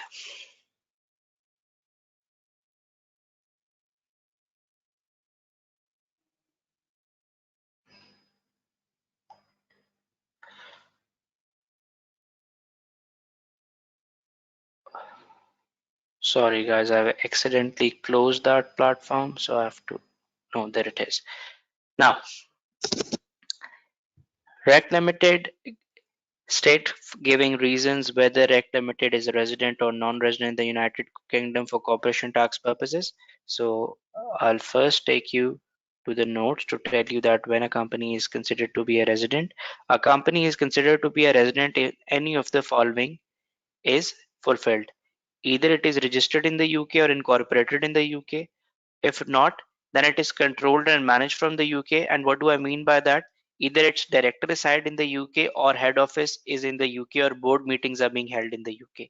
If any of this gets fulfilled, even one condition, the company is called to be resident of the UK. Now, coming back, Rec Limited commenced trading on 1st August 2020, preparing its accounts for the 8-month period. Again, 8-month period, guys. Do remember that I have to time portion each and everything. Rect is incorporated in the UK, but its three directors are all non-resident in the United Kingdom. Board meetings are always held overseas. So no board meetings, directors are outside, but the company is incorporated. Will it be considered as a resident company, guys?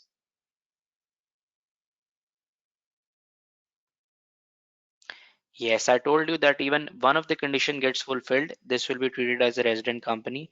So all you will be doing is you'll be writing here that as the Rect Limited is incorporated in UK,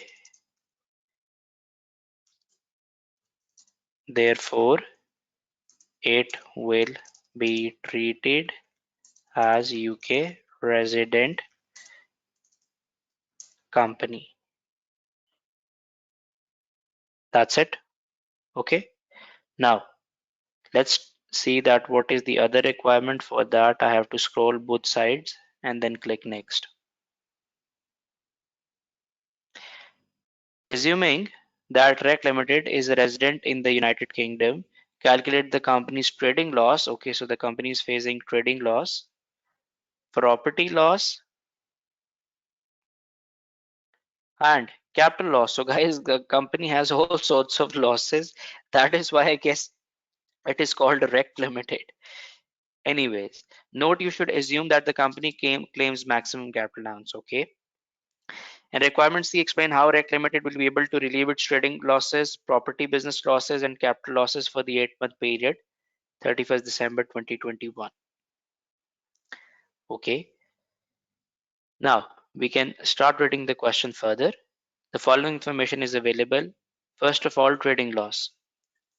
The trading loss is based on the draft accounts for the 8-month period ended 31st March 2020, and it is 141,200. The figure is before making any adjustments for advertising expenditure of 7,900 incurred during April 2020. This expenditure has been deducted, arriving at the trading loss for the 8-month period ended 31st March 141,200. So guys, this was the expenditure that was because the company has been incorporated on 1st August 2020. So this expenditure has been incurred before the incorporation. Can we deduct any expense that has been incurred before the incorporation of the company?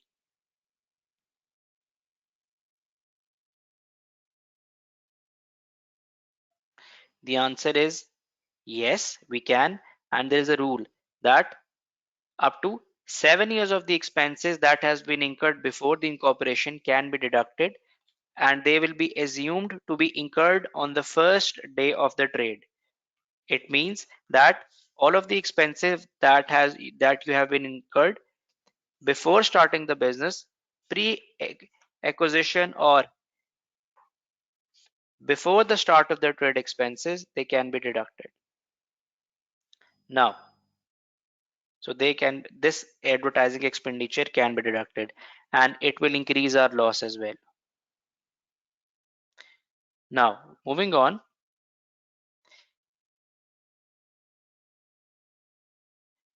the premium which was paid to acquire leasehold office building on a 10-year lease. Okay, so there is a premium again, then capital allowances. So these are the three items. So let's read detail about premium paid to acquire leasehold building. On 1st August, REC Limited paid a premium to acquire leasehold building on a 10-year lease, D is 10, and they are paying the premium, so they are not landlord. The amount of the premium assessed on the landlord income was 34,440. So guys, it has not given me the premium, rather it has given me the answer that I normally calculates 51 minus D into 50 over P. That is usually the landlord's income. So he has just given me the landlord income. How can I calculate my expense out of it?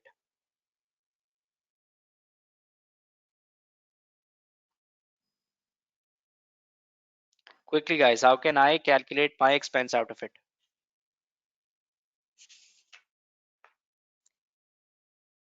Guys, as it is given to me, the 51 minus D into 50 over P, what I normally do is if I have to calculate it myself, all I had to do was to divide by the duration of lease again, that is 10.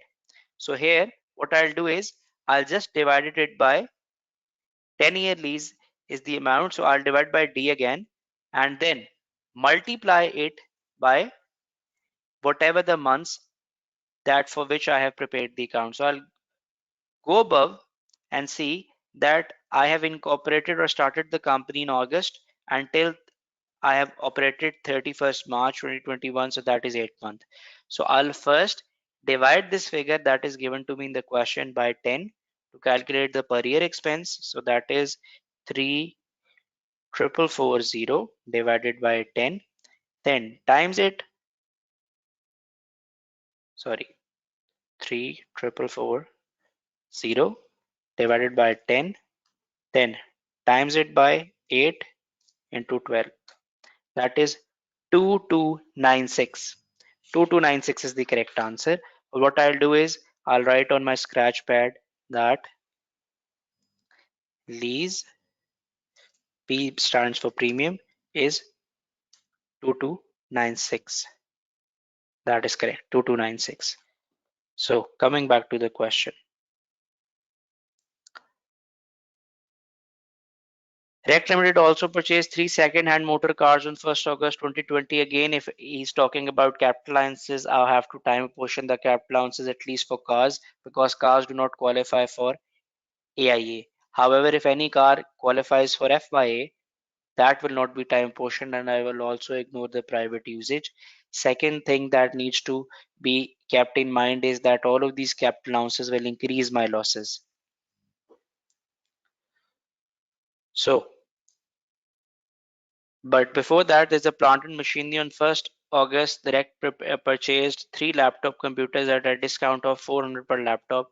The original price of each laptop was 850, but they were sold at a discounted price because they were X display. So guys, I have purchased laptops at a discount. At what price shall I be taking my capital allowance? The one at which I bought or the one that was its original market value?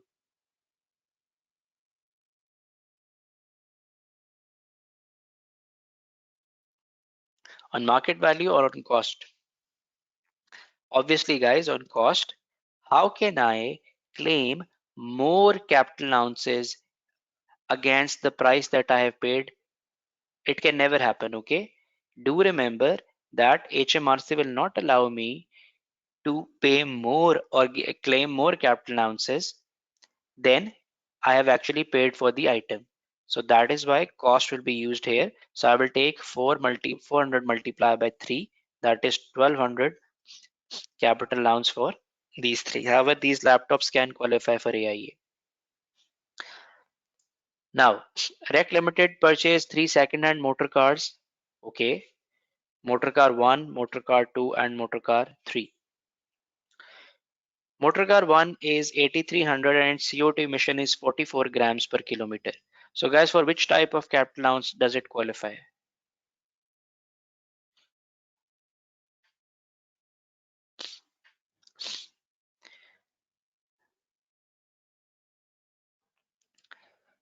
Come on, guys, I'll be needing more answers. All of you who have said FY are wrong. Sophia, you're right. Because it is a second hand car, despite of this being a low emission car, if a low emission car you buy is a second hand car, it does not qualify for FYI. Do remember that. It is a very important point. If you buy a new low emission car, only then it qualifies for FYA. A used low emission car cannot qualify for FYA. It qualifies for WDA 18%. So I was not asking about motor car 2, I was asking about 1. And the rule that I wanted to share here with you is that if the car is used, despite of this being a low emission car, it will qualify for WDA 18%. So the answer here is WDA 18%. Now for motor, let's talk about motor car 2. Motor car 2 is also used. It is for 90 grams per kilometer. So guys, what type of allowance for this? Thank you, Shazad. Main pool WDA 18%. Thank you. For these cars, second hand or new doesn't matter. So you're right. And the last car is for 18800 special ed pool 6%. Thank you. You are right. So the last car is above 110, so it qualifies for WDA 6%. Now, then it's property business income. I guess that relates to this requirement as well because he has said to calculate the trading loss, the property loss, and I guess there was a capital loss as well. So Rec Limited lets a warehouse which is surplus to its requirements. The warehouse was let out from 1st August till 31st October 2022. So August, September, October, 3 months it has been let out at a rent of 1400 per month. The tenant left on 31st October 2020 and the warehouse was not relet before. So I'll open my scratch pad and I'll write there that the rent was 1400 times 3, that is 1400 times 3, 4200. So 4200 is my rent. Now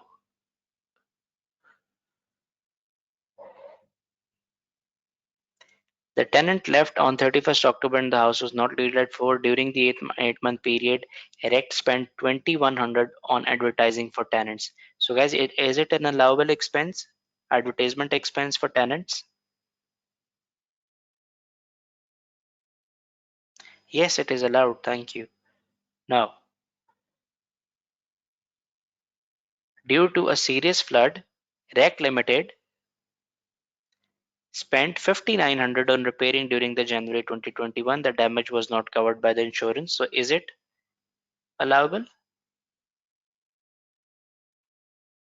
Yes, guys, it is allowable as well. Thank you. Now, so what I'll do is, out of that rent that I have, I'll deduct this 2,100 and 5,900, and surely it will result in loss. On 21st March 2021, REC Limited sold its entire 1% shareholding on Pound 1 ordinary shares in Worthless PLC. Oh, what a name.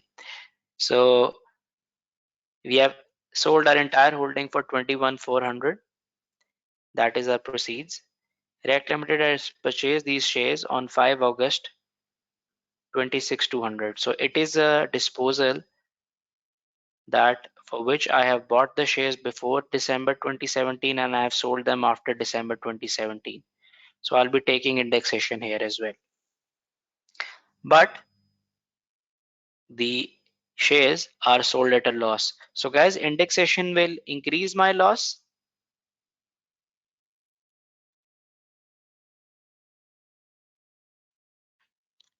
What do you say, guys? The indexation will increase my loss?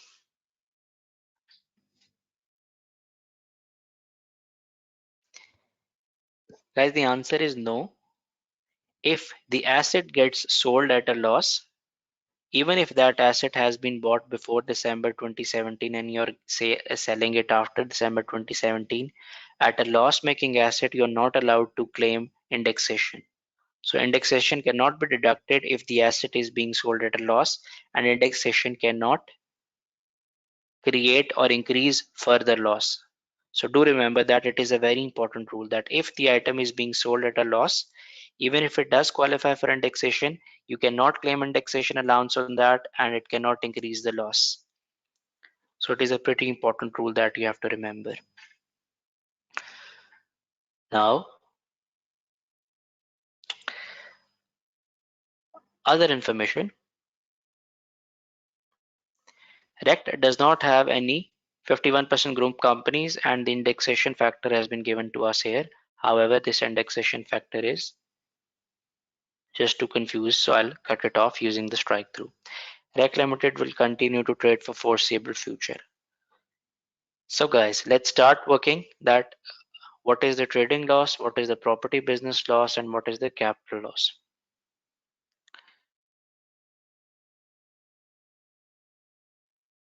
So again, I'll stretch one column.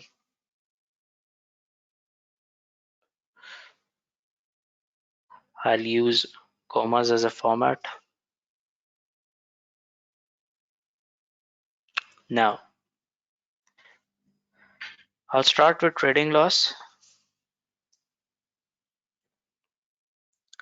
and as per question, the trading loss is 141,200. Then add advertising, advertisement, because it is a pre-trading expenditure, but it is allowed because 7-year rule applies for the pre-trading expenditures. Now it is 7,990. So I'll take that as well. Then I have a premium. The premium I have calculated already. So premium scratch pad, it's 2296. 2296. Then capital ounces. For capital ounces, I'll open a working here. Working one. Working one can be opened here with main pool, rather here. Main pool. I know that there's a special rate pool in the question, and then we have allowances.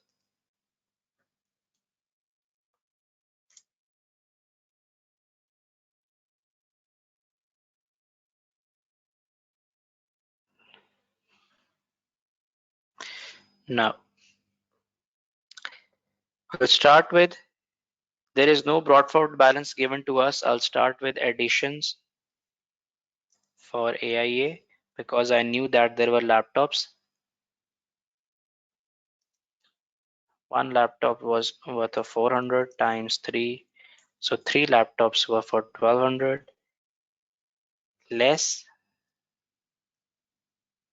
AIA at 100%. Rather just write, let's say AIA.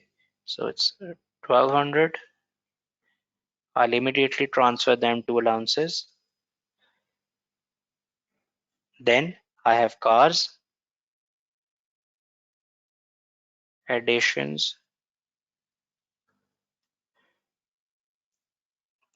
First of all, I have car for which the CO2 is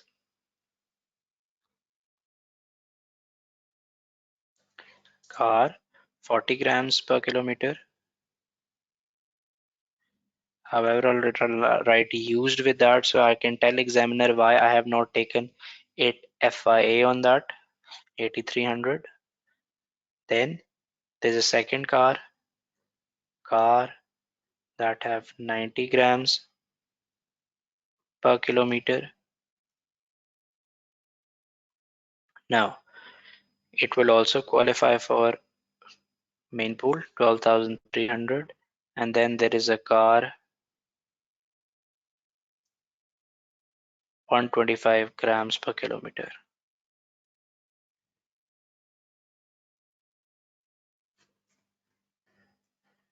For that it will qualify for special rate pool 18,800. Now I can select the total balances here, that is sum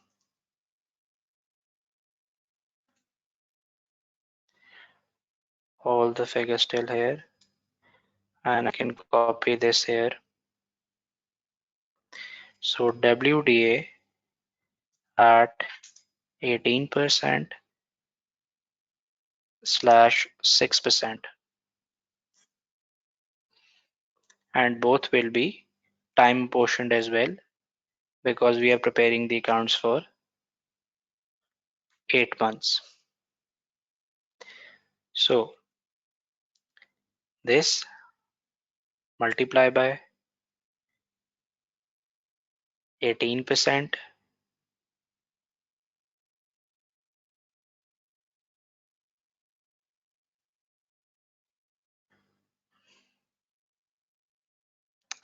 also I want to time it apportion, so I'll then multiply this by 8 divided by 12, so 2472, and if I put minus in the start of the formula it will convert the figure into negative. I can copy this formula here, and from the above I will just change 18% to 6% rather than pasting the complete formula again. So do remember this trick as well, it will help you to save a lot of time in the exam. And the carry forward balances will be this plus this. Copy this formula again here, it will automatically copy the figures. So these are the carry forward balances. Now both of these allowance will be taken here. So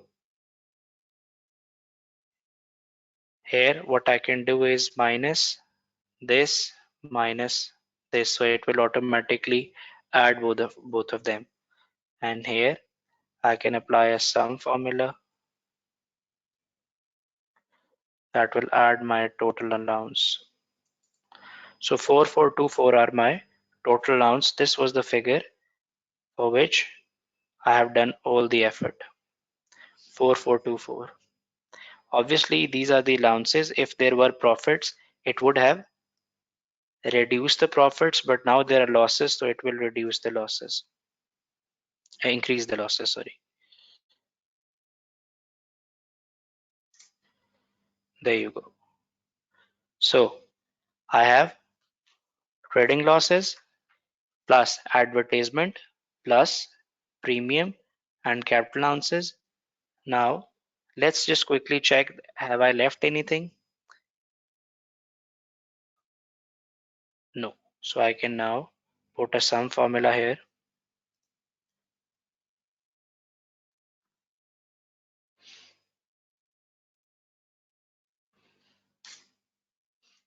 Total loss. This is my total loss, guys, for part A. Now other parts are pretty straightforward because in trading there was no trick. So let's start calculating property loss. That is our second.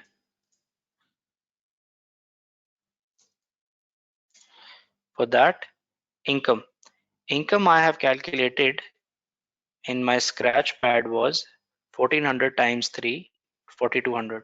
So 1400 times 3, 4200 is the income,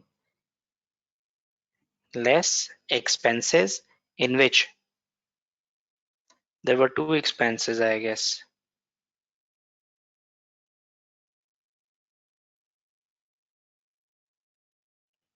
Advertising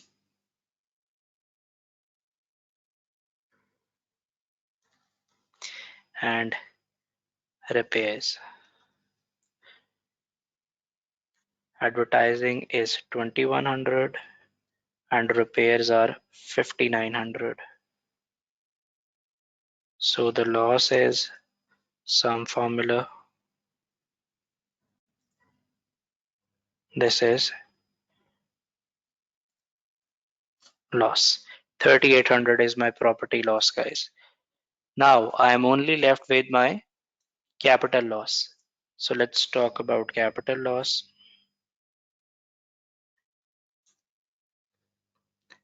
For that, all I have to do is take the proceeds from the question, that is 21,400, less cost,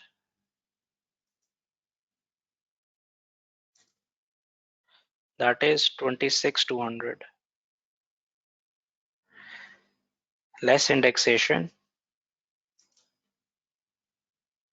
and I'll mention examiner that 0, no indexation will be taken, so he knows that I know how to calculate that. So my capital loss is 4800. In this way, I have computed the losses for all three different requirements. Now, let's talk about the third requirement, in which he has asked me how can I relieve all types of losses.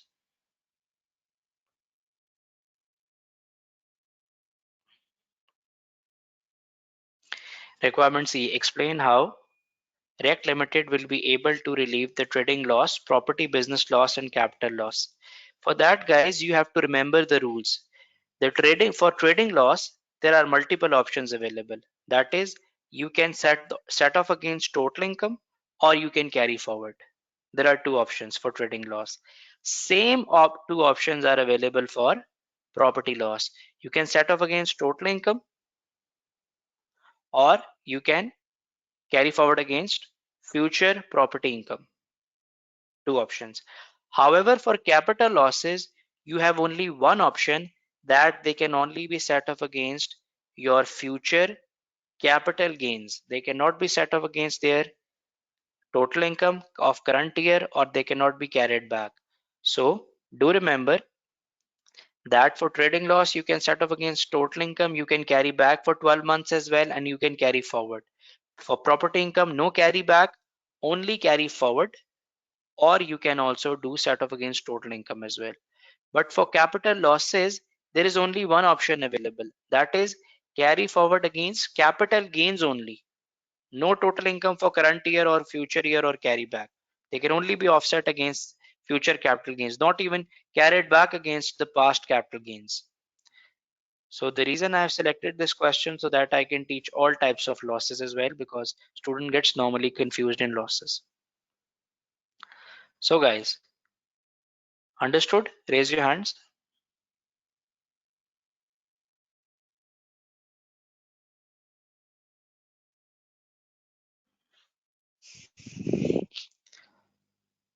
Okay. Any question you can ask in the question section. And the last question that we have is Ash Limited. We'll take a 5-minute break and then we'll continue with the Ash Limited.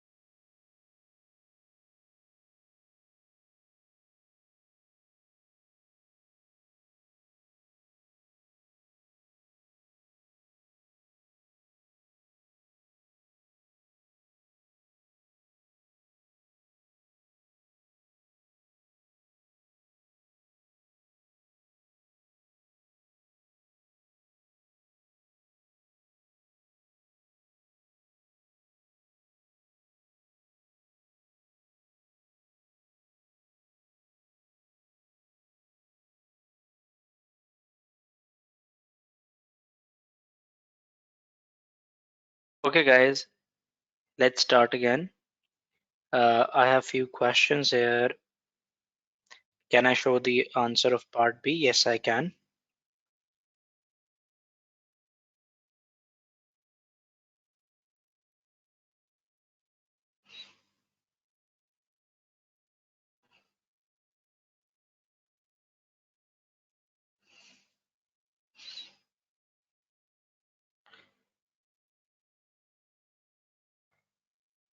Here you have the answer to part B.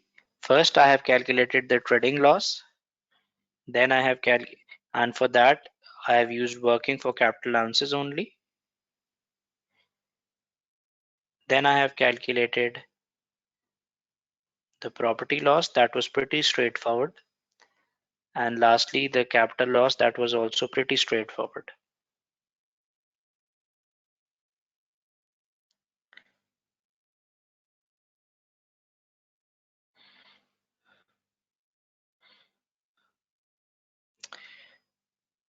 Okay, apart from that,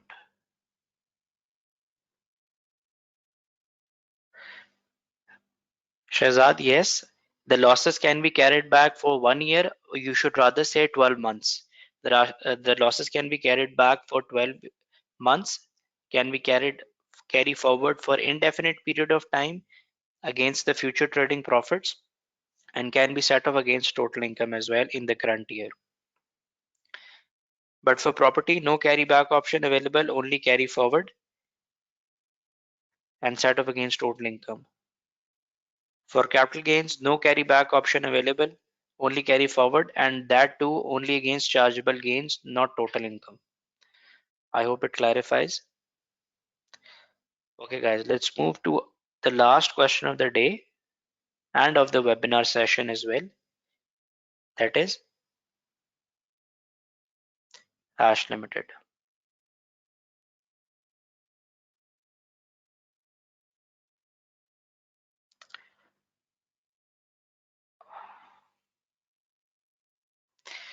Now,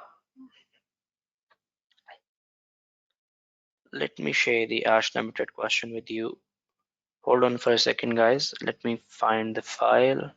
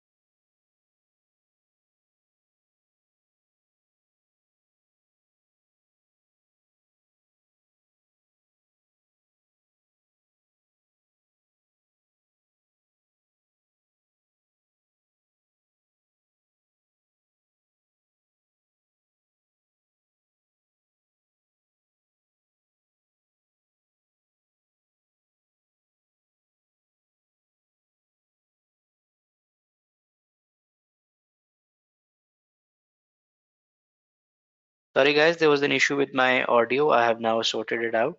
Now, let's discuss about the first requirement. That is identify ASH's accounting period throughout the period 1 December 18 to 31st March 2021. Now, what is the difference between accounting period and period of accounts? Period of accounts is the period for which the company prepared their accounts internally. However, accounting period means the period for which they have to pay tax to HMRC. And accounting period cannot exceed for more than 12 months. However, period of accounts, that is your internal period, can exceed more than 12 months. So if you are preparing the accounts for more than 12 months, the accounting period would split into two parts. For example, if I am preparing the accounts for 16 months, the accounting period will be 12 months and 4 months. So this is the rule. The second is explain the ASH residency status throughout the period. So residency rules we know. So let's read about ASH. For beach, I have to calculate the city liability, and for C, CDS taxable total profits for the year ended March 30th, 2021. So guys, if you can hear me clearly, if everybody can raise their hands, please. Thank you. Now, let's read the requirement about Hash. Hash Limited was incorporated in UK. So, so that sums it up, guys. If the company is incorporated in the UK, no matter what happens later on, it is resident in the UK on 1st December and immediately opened a non-interest bearing bank account. The company commenced trading on 1st February 2016, preparing its first account for the 14-month period ended 31st March 2020. Now, the company has prepared the accounts for the 14 months in the first period. What will we do? Our accounting period cannot exceed than 12 months. So what we're going to do is we will split the accounting period into two parts. The first can be for 12 months and the second can be for 2 months. That is why the basis period rule does not also apply, because HMRC does not tax the companies on the profits more than 12 months. So here the first accounting period of Ash Limited will be from 1st February, the date on which the company is incorporated, till 31st January, exactly 12 months. And then 2 more months, that is from 1st February till 31st March. So it will be splitted into two accounting periods. So guys, if you have understood the first two requirements, why Ash is resident and the accounting period calculation, please raise your hands.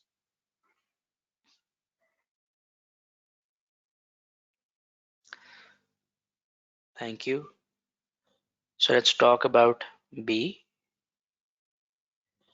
B's summarized statement of profit or loss for the year ended 31st January is as follows. Gross profit. Then we have certain expenses to which I have to read the notes.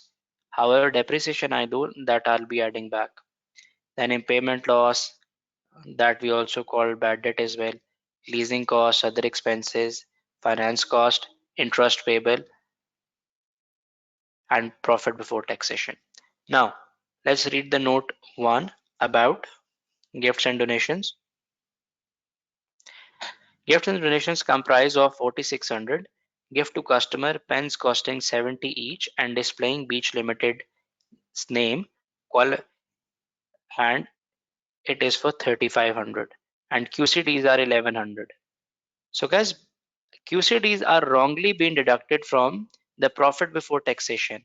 They are rather deducted from the total profits. That is, we have to take the income from other sources and then deduct it, the QCDs from there. The QCDs are not deducted from gross profit. So we will add back the QCDs as well and then deduct them later on. So QCDs have been deducted wrongly. What about gifts, guys? Is it correct or wrong? Wrong. I'll tell you why they are wrong. In my income tax section, always visit disallowed expenses page. It will help you whenever you will be calculating either for companies or for individuals. So here I have a complete list of disallowed expenses in which you can find that donations or gifts. The criteria for gifts is it should not be cost more than 50 per person. That is one criteria. It should not food, drink, tobacco, or voucher exchangeable goods. Second criteria. And it must carry advertisement for business. So all three needs to be meet. It is not that if one does not meet, it is fine. No, all three needs to be met. So if you check the question in question, Ash Limited, it is costing more than £50 per person. Although it is carrying advertisement and because it is displaying Beach Limited name and it is not food, drink or tobacco, but the thing is that one criteria has not been met, that is more than £50. So all of this will be disallowed and will be added back. So 3500 will be added back and QCDs will be added back. Okay. However, QCD I will deduct later on. Then impairment loss. On 31st January 2018, Beach Limited wrote off an impairment loss of 3700 relating to a trade that. This was in respect of the invoice which has been due for a payment on 15th October 2020. So the due date payment rule of 6 months only applies to VAT. Apart from VAT, if you have a bad debt and it is a trade debt that went bad, you can deduct it straight away. So I can deduct this straight away. So I will, because it has already been deducted, so I'll just show it with the 0 to tell examiner that it has been deducted correctly. Now, lease cost. The leasing cost of 12,600 are for 4 motor cars which are commenced on 1st February 2020. Each of the 4 leased motor cars have a CO2 emission of 160 grams per kilometer.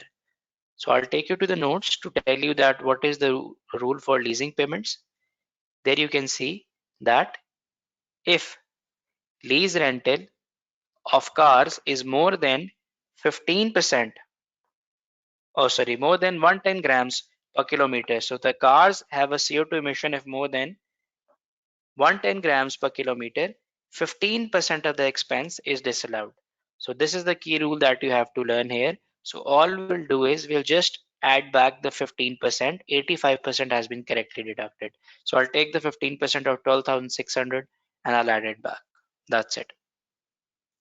Then motor expenses, other expenses. The other expenses of 217,700 included a fine for the breach of data protection law and the legal fees of 5,700 in connection with the renewal of 15-year property lease. So I'll take you back to the notes to see that what is the rule for legal and professional expenses. So renewal of lease is allowed, guys. Renewal of lease is allowed. New and initial grant is disallowed. So you can see that renewal is allowed. Now, all fines that are allowed is accountancy, recovering trade debts, registering patents, raising loans, saving title, employees and car parking fines. So breach of any law and regulation, that fine is not in the allowed list and all other fines are therefore disallowed. So this fine that we have in the question, it will be disallowed, it will not be allowed. However, this 5700 has correctly been deducted, so I will show it with the use of 0. Then interest payable. The interest payable 7,000 respect of the company's 4% loan notes which were issued during the year 1st July 2020. So I have to be careful that I have to time apportion the interest. I am preparing the accounts for 31st December. So for April, May and June, 3 months the interest was not there. Interest of 6,000 was paid on 31st December and an accrual of 1,000 provided at 31st January. The loan notes were issued in order to finance the company's trading activities. So guys, is the interest cost allowable or not allowable?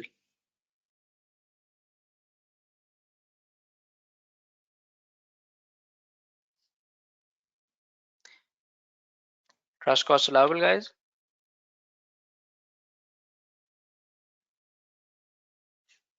Yes, it is. Moving on. Capital allowances. No capital allowances are available. So that is a relief that I do not have to calculate any capital allowances. Now, moving on. CEDA Limited. CEDA Limited is a 100% subsidiary of Timber Limited. The following information is available in respect of the company for the year ended 31st March 2021, and that is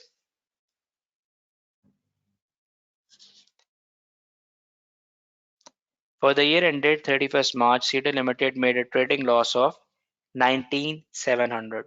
Okay, on 28th December 2020, CEDA Limited sold entire building, entire shareholding 25,000 shares in Forest PLC for 6 per share. So he has not told me the proceeds straight away. I have to compute the proceeds myself by multiplying 6 into 20,000 in Forest PLC on 1st July 2010 for 24,800.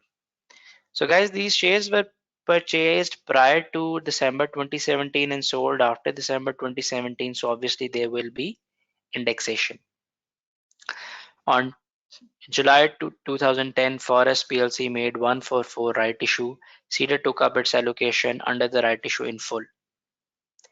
So on the same date on which I have purchased the shares, the company has made a right issue as well. Then the indexation factor from July 2010 to December 2017 is 0.244. So it has given me the indexation in the question as well. Now, for the year ended, Timber Limited make trading loss 20,800 and capital loss 8,800. That's fine. There is no possibility of Cedar or Timber Limited offsetting their trading loss against prior year. The group has policy of utilizing the earliest opportunity. That's fine. So guys, now I can start doing the question. So let's open the spreadsheet side by side.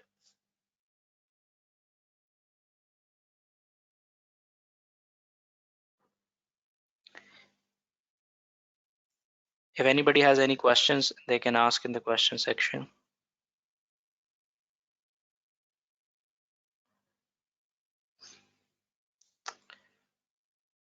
Okay guys.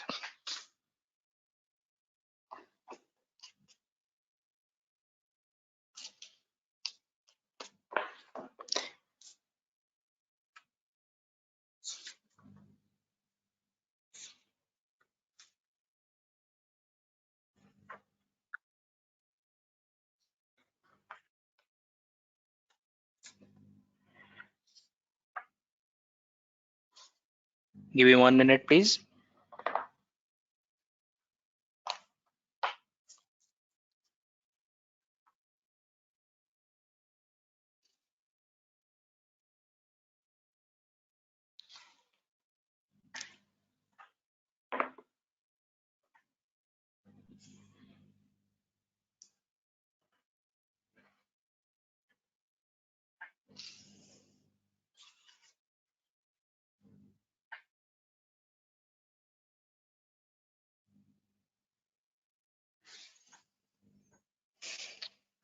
Okay guys, let's start.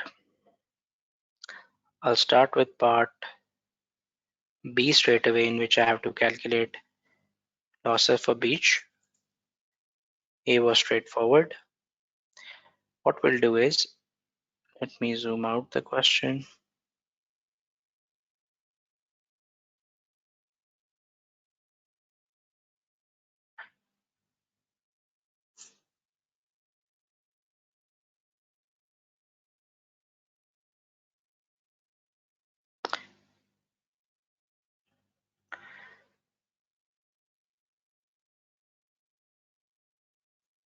We'll start with the figure of 30500. That is profit before tax.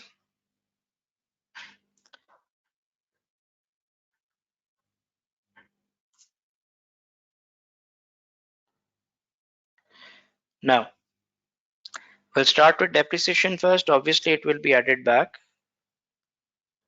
The figure is 14,700. Then we have gifts.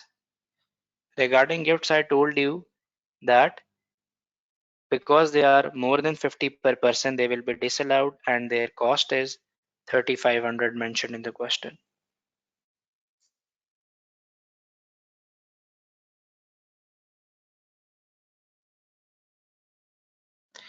Now, the second is QCDs because second were QCDs because they were wrongly deducted from the net profit as well, and they are 1,100.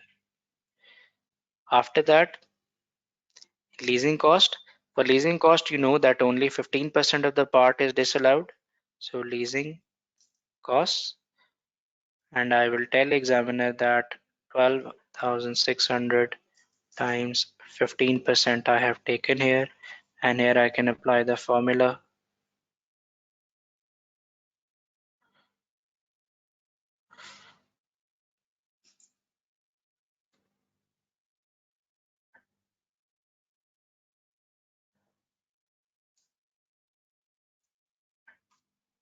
One eight nine zero.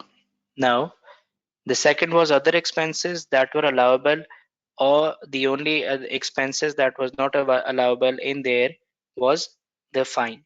So I will add back the fine, that is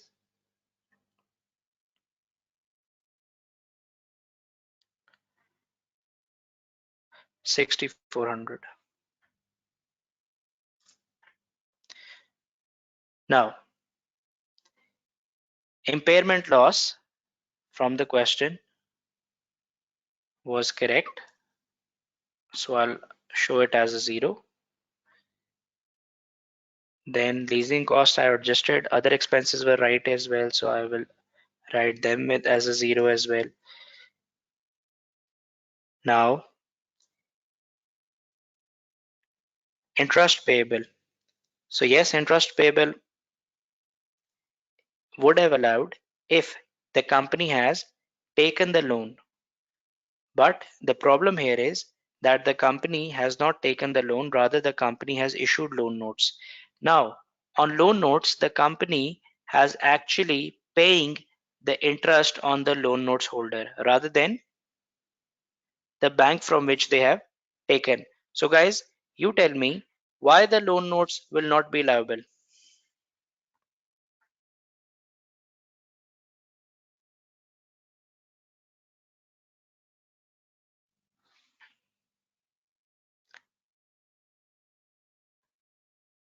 Any idea? I'm talking about the interest payable on loan notes.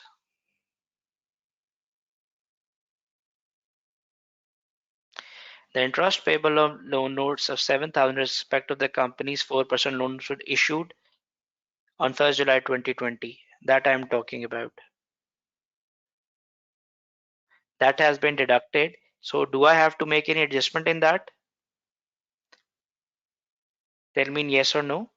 Shall I show it with the use of 0?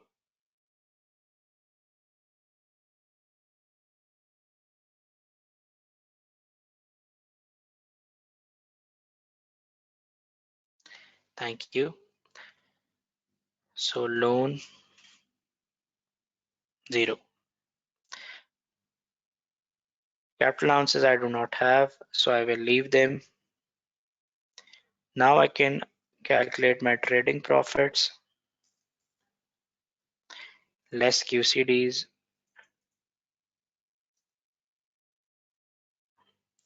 and taxable profit.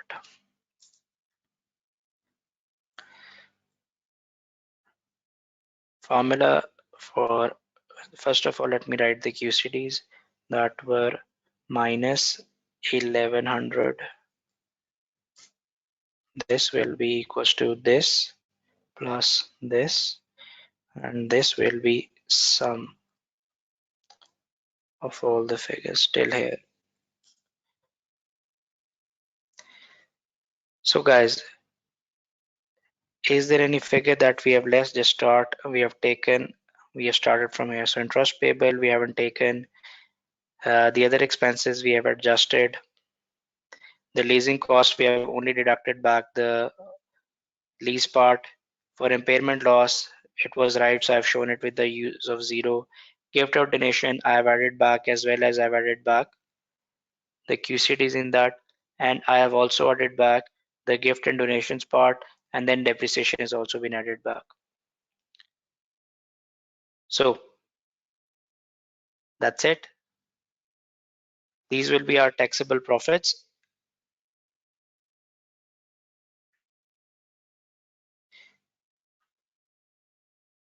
Now moving on to the next part, that is for Cedar Limited. Cedar Limited is the 100% subsidiary of Timber Limited. The following information was available that we have read already, that Cedar has made a loss of 19,700.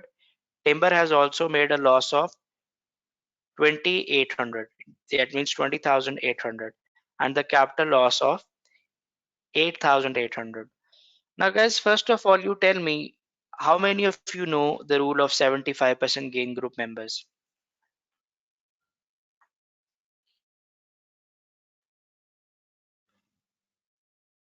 Okay, now what happens in 75% gain group members, if you own a company more than 75% directly, then you are allowed to share all of your capital loss against their capital gains. For example, if the company has made, okay, company A has made a capital loss, but company B has ample amount of capital gains, you can transfer your losses there, and vice versa.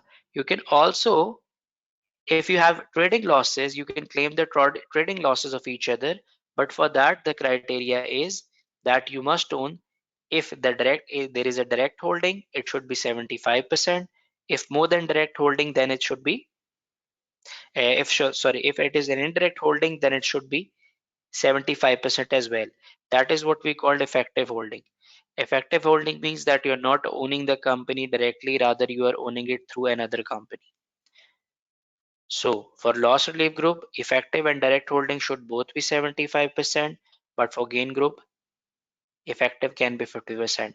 But that is not our issue here, because Timber and Cedar Limited are 100% gain group members. So all I have to do is I have to calculate the gain that Cedar Limited made on their shares, and let's see that whether they can relieve the losses against that or not. So Cedar Limited, let's write proceeds here. Rather, I should write gain, and I will calculate the gain in workings.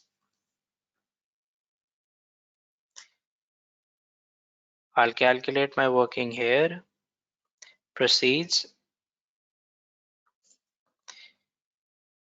So proceeds were $6 per share multiplied by 25,000 shares it has sold.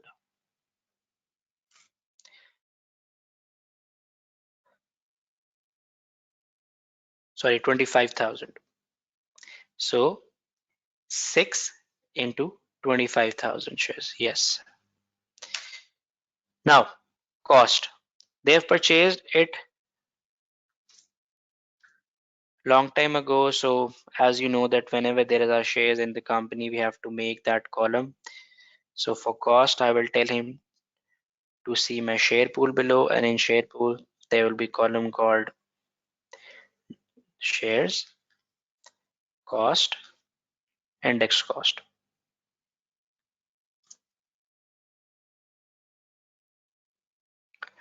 Now, the shares that were bought initially were 20,000, and the cost was, as per the question, 24,800.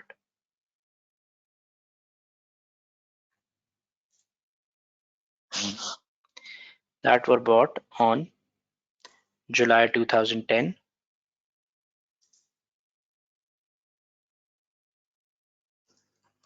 Now right issue has been happened, and the right issue was 1 for 4, which means for every 4 shares you will get 1 share.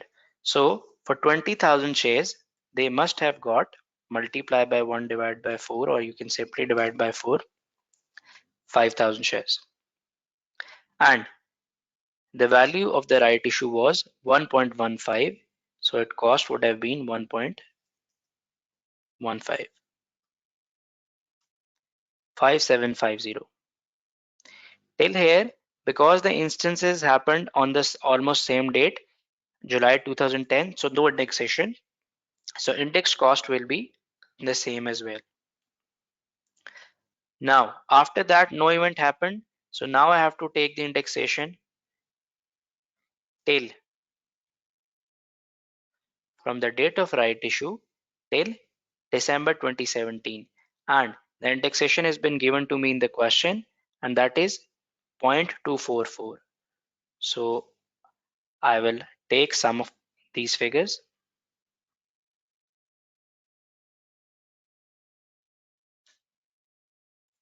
I'll copy my formula here as well.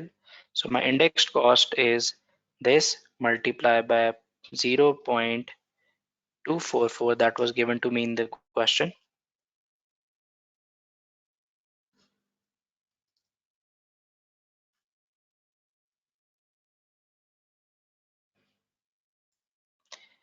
This times 0.244.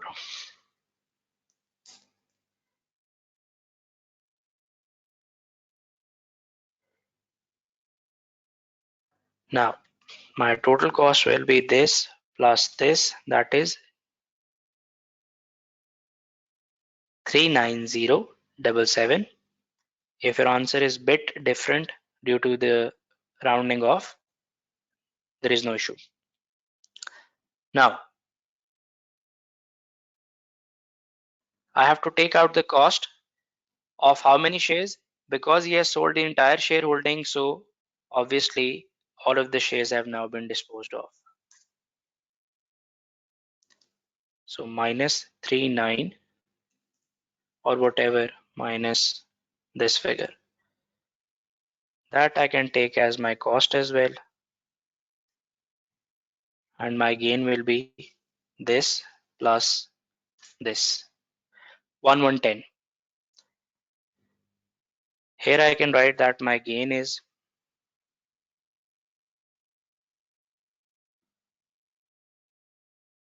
this figure. Now from that I can deduct the losses, the capital losses and the trading losses that the seeder was suffering from. Now, as you guys know that in the very first question I told you that first you have to deduct the capital losses and then you deduct any trading losses.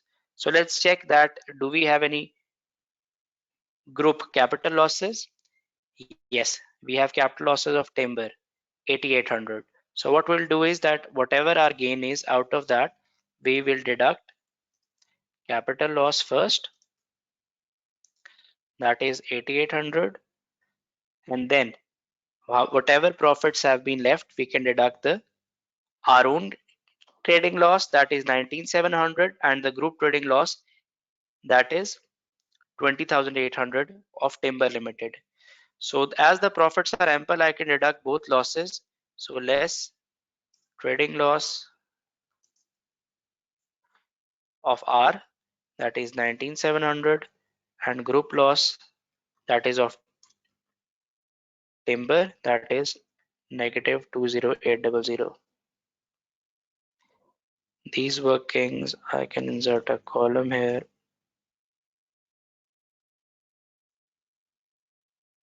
So here I'll put a sum formula. These will be my taxable profits.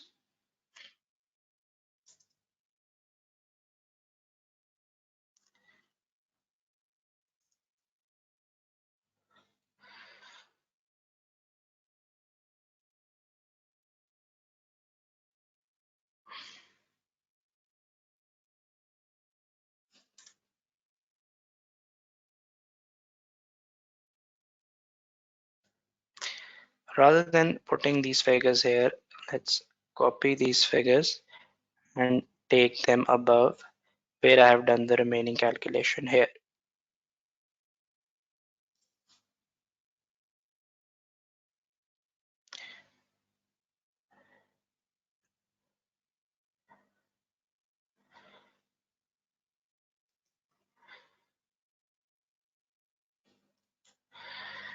So guys, I'll explain what I have done here.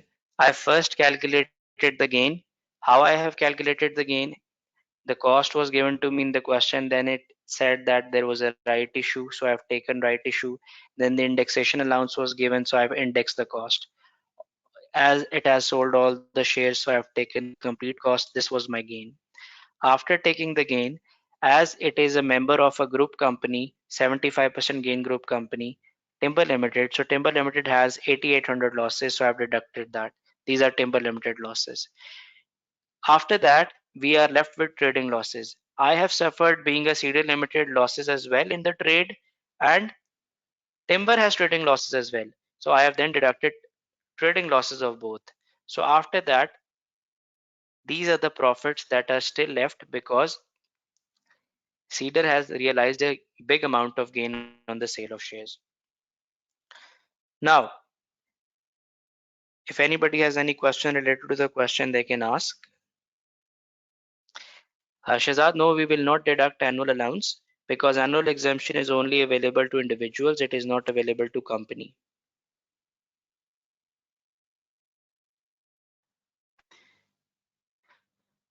Okay, guys, any other question if you have related to the paper, you can ask. I wish you guys a very best of luck for your exams. I hope that you succeed, and this question or this webinar itself has helped you in some sort of way that will enable you to score good marks.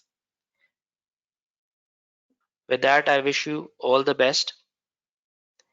Yes, Josefa, if it is a quick question, you can ask here. Otherwise, you can send in the WhatsApp group that we have made. I will answer your question related to that there.